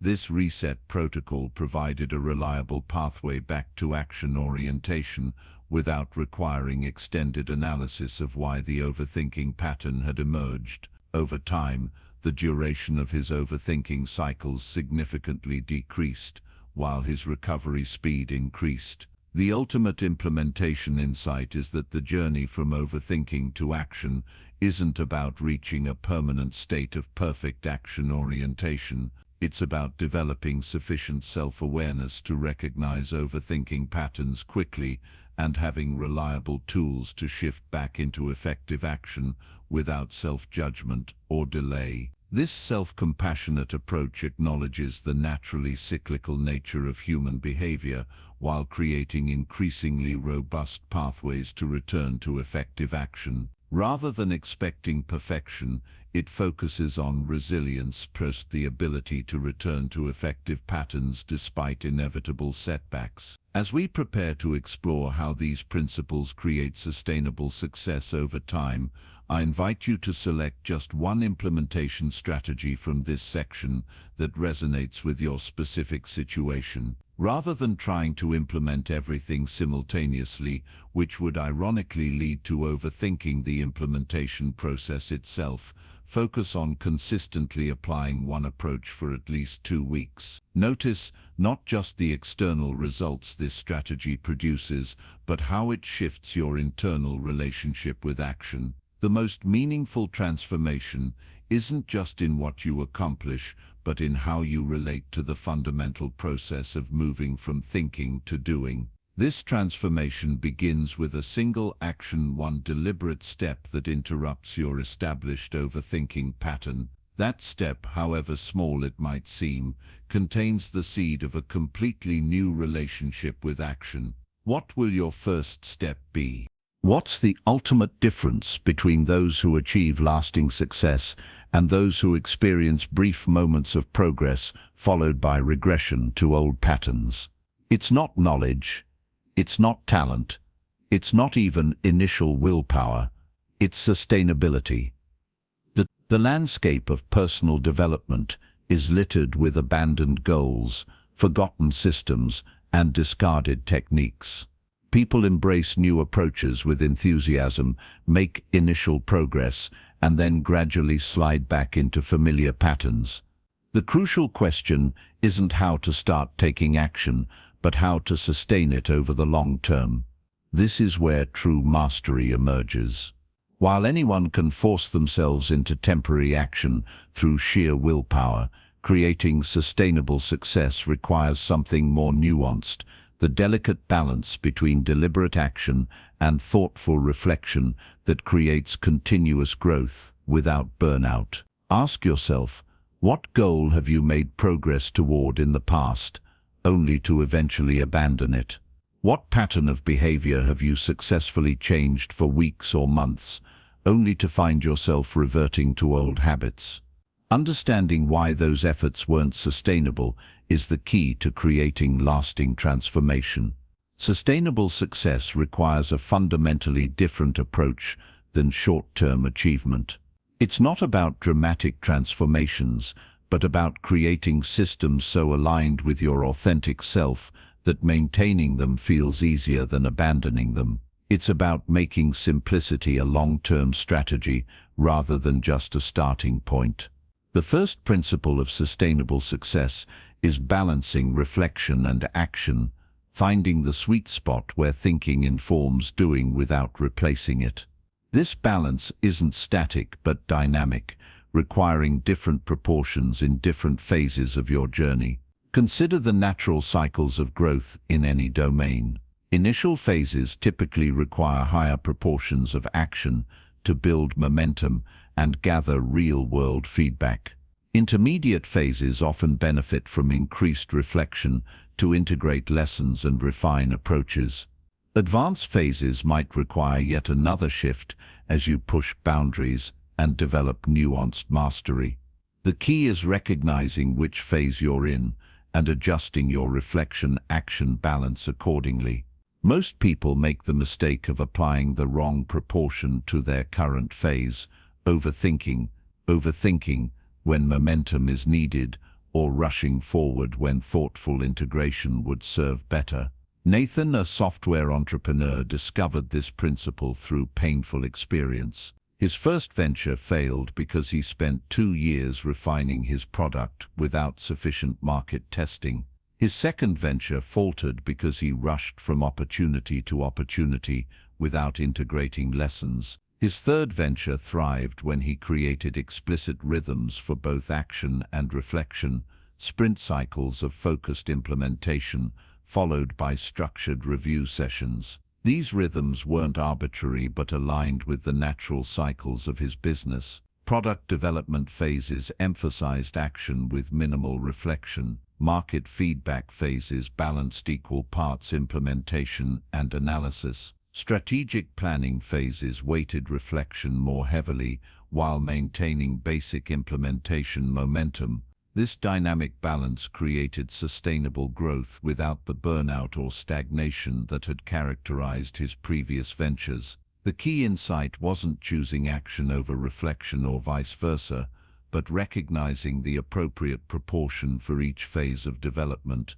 You can implement this principle by creating your own reflection-action rhythms. Start by identifying your current phase of development in important projects. Are you in an initial momentum-building phase where action should dominate, an integration phase where reflection and action require equal weight, or a refinement phase where deeper analysis serves your continued growth? Once you've identified your current phase, create explicit structures for both action and reflection in the appropriate proportions. These might include daily implementation blocks balanced with weekly review sessions, or intensive action sprints followed by structured integration periods. The sustainable power of these rhythms comes from their alignment with natural growth cycles. Rather than forcing constant action or wallowing in endless reflection, you honor the appropriate balance for your current phase, creating sustainable progress without resistance. This balanced approach directly supports the second principle of sustainable success, creating effective feedback loops. While initial action is necessary to create momentum, sustainable progress requires mechanisms that continuously inform and refine your approach based on real-world results. The most effective feedback loops share three key characteristics. They're timely, specific, and actionable. Timely feedback comes quickly enough to inform your next steps. Specific feedback identifies precise elements that are working or not working. Actionable feedback suggests clear adjustments rather than vague observations. Most unsuccessful change efforts lack effective feedback loops. Without clear information about what's working and what isn't, people either continue ineffective approaches or abandon potentially valuable strategies before they've been properly implemented or refined. Consider how this played out for Maria, a marketing director implementing a new content strategy. Her initial approach included quarterly performance reviews, a feedback cycle far too slow to inform ongoing adjustments. By the time she received data about what was working, 3 months of potential optimization had been lost. When she shifted to weekly performance metrics combined with monthly in-depth analyses, she created a feedback system that enabled continuous refinement. The weekly metrics provided immediate course corrections, while the monthly analyses revealed deeper patterns that informed strategic adjustments. This tiered feedback system transformed her results, not by changing her fundamental strategy, but by creating the information flow necessary to optimize it continuously. The regular feedback kept her from both abandoning valuable approaches prematurely and persisting with ineffective elements too long. You can implement effective feedback loops by first identifying the appropriate feedback cycle for your specific goal. Habits that produce immediate physical or emotional responses might benefit from daily reflection. Complex projects with longer cause-effect chains might require weekly or monthly feedback systems. The key is matching your feedback cycle to the natural time frame of your goal while ensuring it's frequent enough to inform meaningful adjustments. For most personal and professional goals, waiting longer than 2 weeks for performance feedback significantly hampers optimization. Once you've established appropriate timing, focus on creating specific metrics that directly measure both your actions and their outcomes. Action metrics track your implementation consistency, while outcome metrics track the results those actions produce. Both are necessary for effective feedback loops. The sustainability of your progress depends largely on the quality of these feedback systems. Without them, you're essentially operating blindfolded, unable to determine whether your actions are creating the intended results or requiring adjustment. This understanding of feedback leads naturally to the third principle of sustainable success, the art of strategic quitting. While our culture celebrates persistence, sustainable success often requires knowing not just what to start, but what to stop.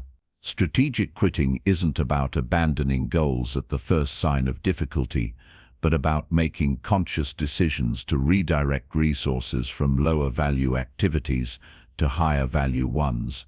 It's about recognizing when continued investment in a particular approach costs more than the potential return. The most successful individuals and organizations aren't those who never quit, but those who quit the right things at the right time for the right reasons. They understand that continued investment in suboptimal approaches drains resources from potentially breakthrough opportunities. Sarah, a pharmaceutical executive, transformed her division's performance through strategic quitting. Rather than continuing marginal research programs because of previous investment, she implemented a rigorous review process that identified which projects warranted continued resources and which should be terminated despite substantial previous investment. By redirecting resources from these suboptimal projects to more promising opportunities, she doubled the division's research productivity within 18 months.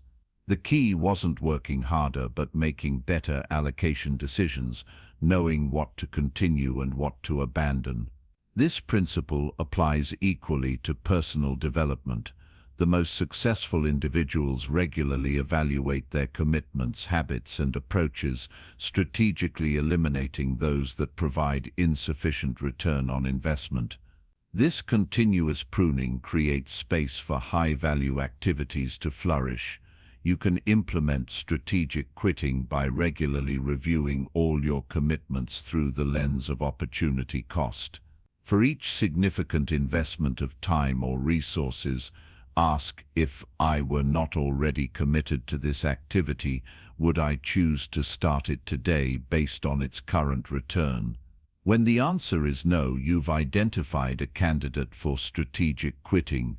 The sustainability of your success depends largely on this willingness to regularly evaluate and eliminate activities that no longer serve your highest priorities.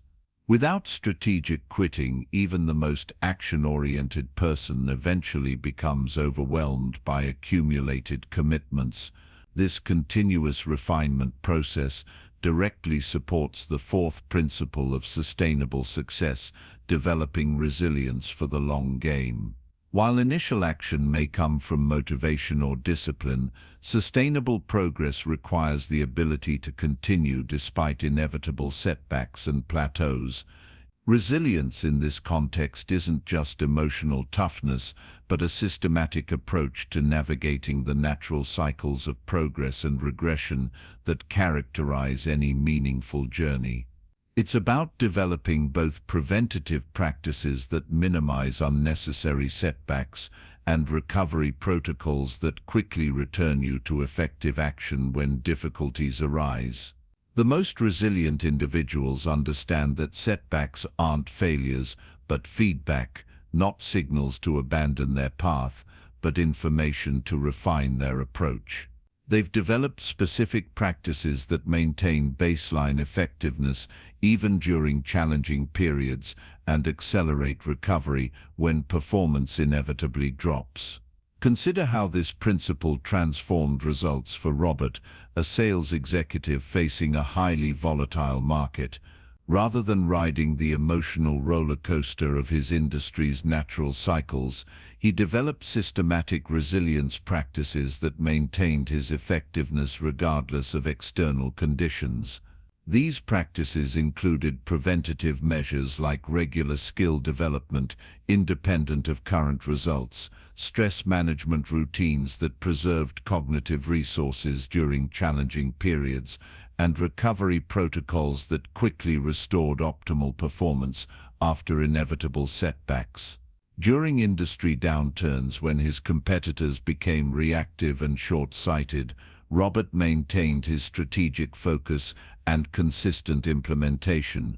When the market eventually recovered, he had strengthened his position while others were still recovering from their reactive spirals. His resilience didn't just help him survive difficult periods, but actually transformed them into competitive advantages. You can develop similar resilience by creating your own preventative and recovery practices.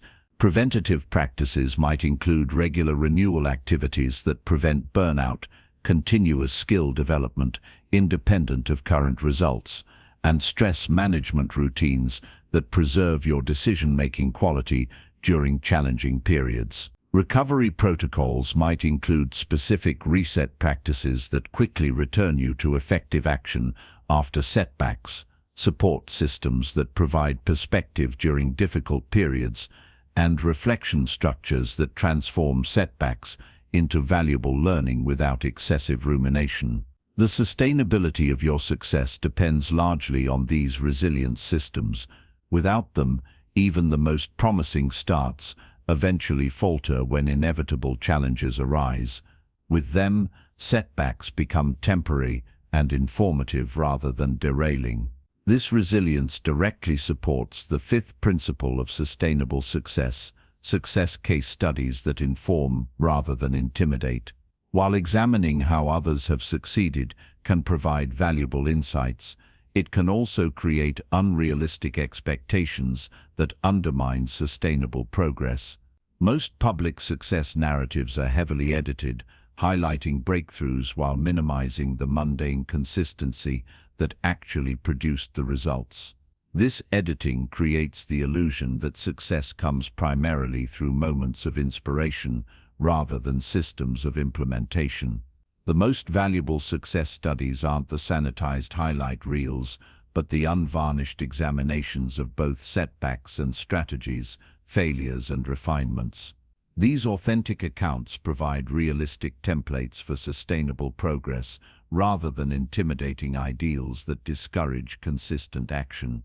Consider how this principle transformed results for Jennifer, a creative entrepreneur who had repeatedly started and abandoned businesses after comparing her early efforts to established competitors. By seeking out and studying the unedited journeys of businesses she admired, including their early struggles, failures, and pivots, she developed a realistic understanding of the path to success. This understanding liberated her from the perfectionism that had previously sabotaged her efforts. Rather than comparing her beginning to others' middle or end, she could place herself appropriately on the natural development path and focus on the specific challenges of her current phase. This realistic perspective transformed her relationship with action. Implementation became not a terrifying commitment to perfection, but simply the next appropriate step in a naturally messy process that included both progress and setbacks, refinements, and redirections. You can leverage this principle by seeking out and studying the unedited versions of success in your field. Look beyond polished presentations for accounts that reveal the struggles, false starts, and mundane consistency that actually created the results you admire. These authentic narratives provide far more valuable templates for sustainable success than highlight reels. The realistic expectations created by these authentic studies directly support the sixth principle of sustainable success, the Simplicity Manifesto for Lifetime Achievement. While initial action may benefit from comprehensive systems, sustainable success typically flows from radically simplified approaches maintained over extended periods.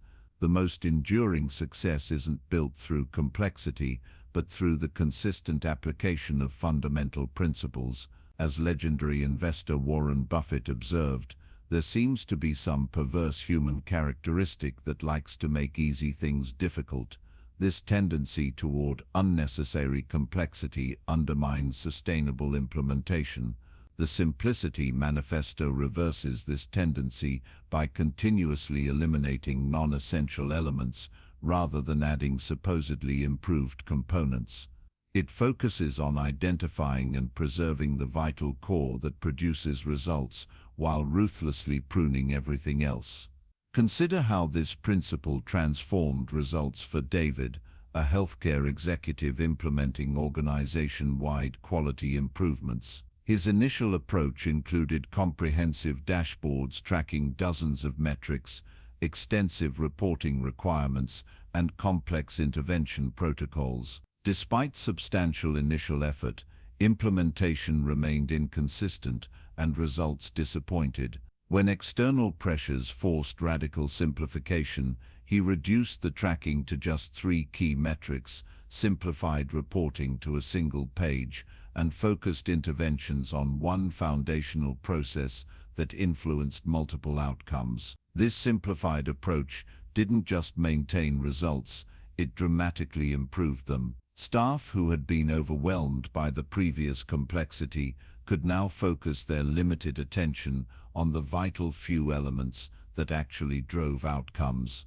Consistency improved not because people tried harder, but because the approach had become sustainable. You can implement this principle by regularly challenging yourself to eliminate rather than add. For any system or process you're currently using, ask what would this look like if it were simple. Then experiment with progressively simplified versions until you identify the minimal effective dose, the simplest approach that reliably produces the desired results. The sustainability of your success depends largely on this continuous simplification. Without it, even the most promising systems eventually collapse under their own weight. With it, approaches become increasingly robust and maintainable over time. This simplification directly supports the 7th principle of sustainable success, measuring what matters through new metrics for achievement. The conventional metrics we use to evaluate success often undermine sustainability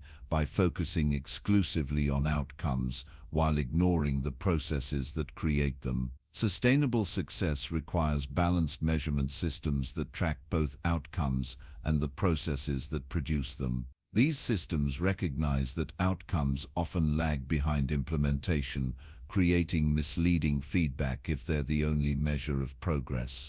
The most effective measurement systems include leading indicators, process metrics that predict future outcomes, and lagging indicators, outcome metrics that confirm past effectiveness. This balanced approach provides both the immediate feedback needed for motivation and the long-term validation required for strategic refinement.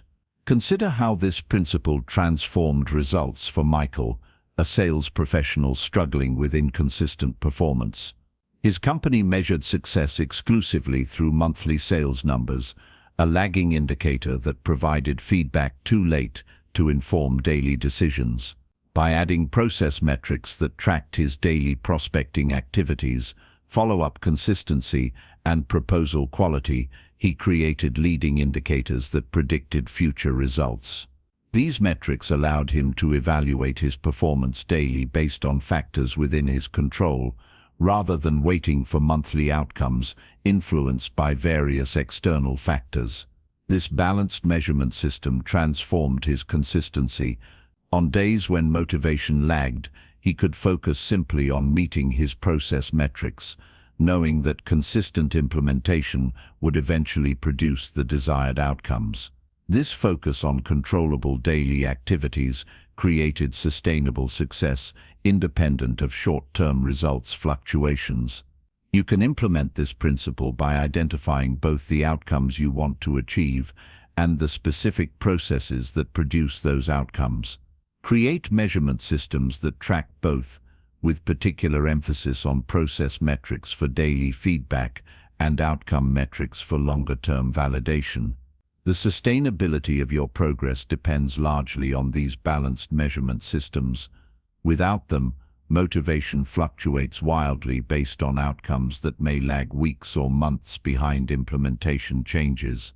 With them, you can maintain consistent action based on process metrics while still validating your approach through outcome metrics. This balanced measurement approach directly supports the 8th principle of sustainable success, the final paradox that the end of overthinking is just the beginning. While our journey has focused largely on overcoming overthinking to take decisive action, sustainable success ultimately requires a higher integration where thinking and doing become not opposing forces, but complementary aspects of a unified approach. The most successful individuals don't simply replace overthinking with action, but develop a dynamic integration where appropriate reflection informs effective action in a continuous cycle. This integration represents not the elimination of thinking, but its proper placement within a balanced system. Consider how this principle transformed results for Rebecca, a consultant who had initially swung from excessive analysis to rushed implementation. After experiencing the limitations of both extremes, she developed an integrated approach that honored both thinking and doing in their proper proportions and sequences. This integration didn't compromise either element, but enhanced both. Her thinking became more focused and practical because it was informed by implementation experience. Her action became more effective and efficient because it was guided by thoughtful analysis. The result wasn't a middle ground that diluted both, but a synergy that amplified each. You can develop this integration by recognizing that overthinking and thoughtless action are not your only options. The sustainable alternative is thoughtful action, implementation informed by appropriate reflection without being delayed by excessive analysis. This integration develops through practice rather than perfect techniques. By consistently balancing reflection and action in your specific domain, you gradually develop the wisdom to recognize the appropriate proportion for each situation and phase. This wisdom isn't rigid but adaptable, responding to the unique requirements of each context. The paradox of this final principle is that the journey to overcome overthinking ultimately leads not to its opposite, but to its proper integration. The end goal isn't the absence of thought, but its appropriate placement within a balanced system that produces sustainable results. As we bring together these principles of sustainable success, a coherent philosophy emerges, one that honors both thinking and doing, while recognizing that sustainable achievement flows not from perfect methods, but from balanced systems maintained over time. The most successful individuals aren't those who never overthink or never make mistakes, but those who create systems that naturally minimize overthinking while quickly correcting inevitable errors. They understand that sustainability doesn't require perfection but appropriate balance maintained through conscious design.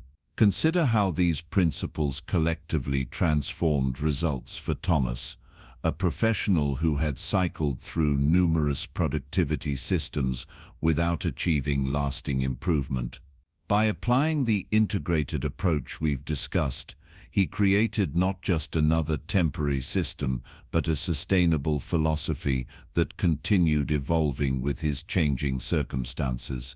This philosophy included balanced reflection-action rhythms appropriate to his current phase, effective feedback loops that informed ongoing refinements, strategic quitting that continuously cleared space for high-value activities, resilience practices that maintained consistency during challenging periods, realistic success templates that informed without intimidating, radical simplification that eliminated unnecessary complexity, balanced measurement systems that tracked both processes and outcomes, and the integrated wisdom to adapt these elements to each new situation.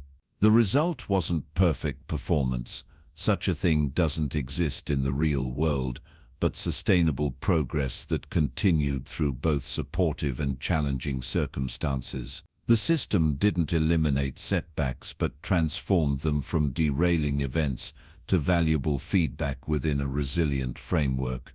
You can develop a similar sustainable philosophy by gradually integrating these principles into your approach.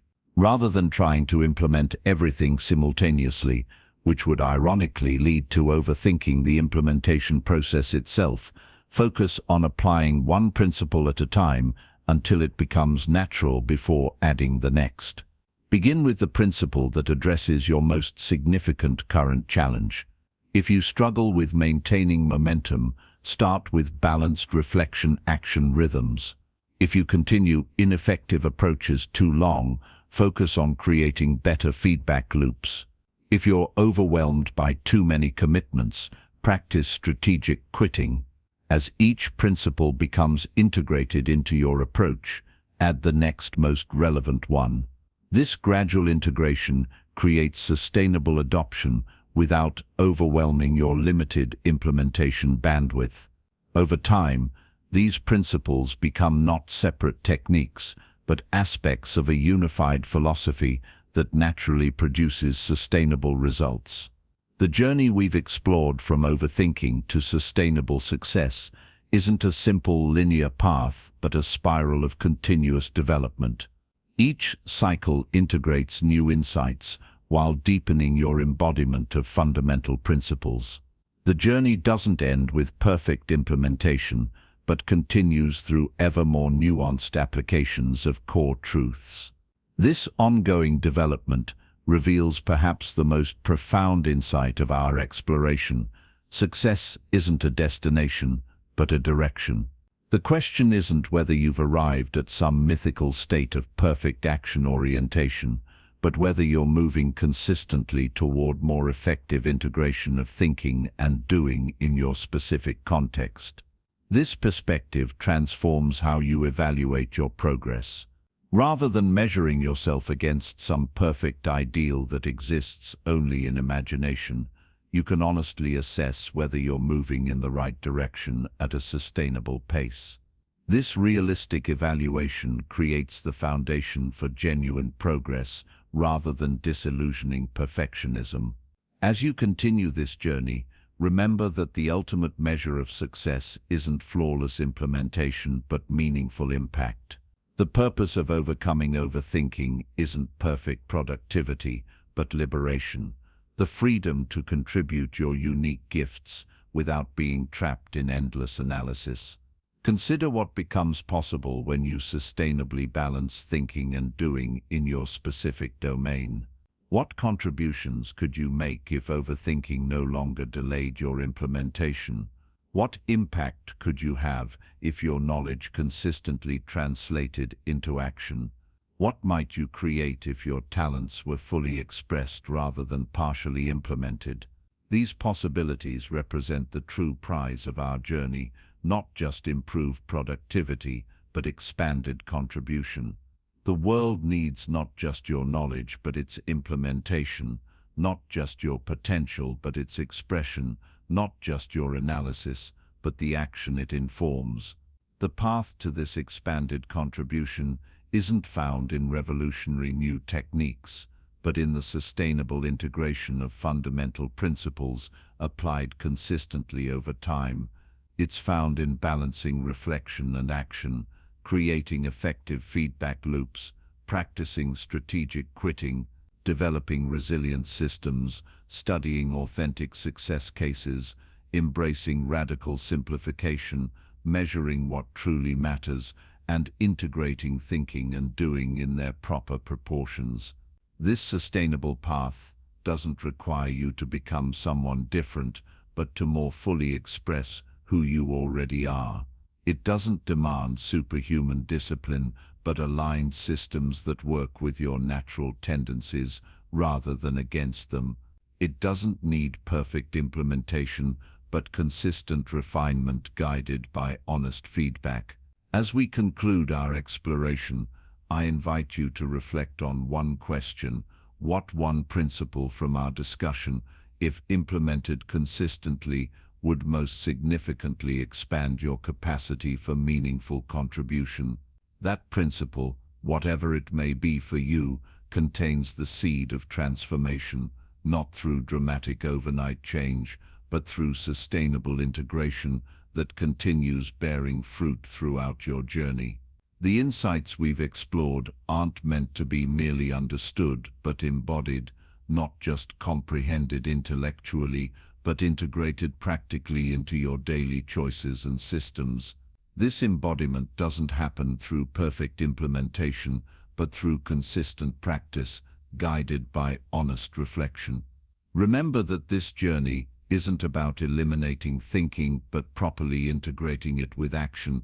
The goal isn't thoughtless doing, but thoughtful implementation, action informed by appropriate reflection, without being delayed by excessive analysis. This integration represents not compromise but synergy, where each element enhances rather than diminishes the other. The sustainable success that emerges from this integration isn't measured just in conventional achievements, but in expanded capacity for meaningful contribution.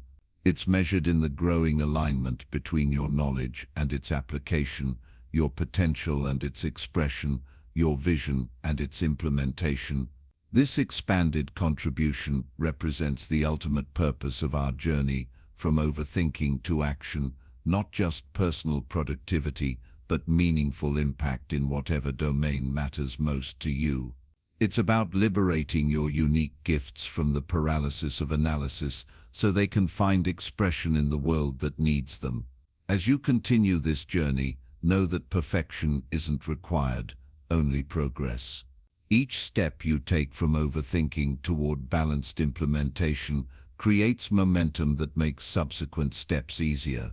The path unfolds not through revolutionary transformation, but through evolutionary integration, one principle at a time, one day at a time, one choice at a time. The most beautiful aspect of this journey is that it has no end point, no final destination where you're finished growing.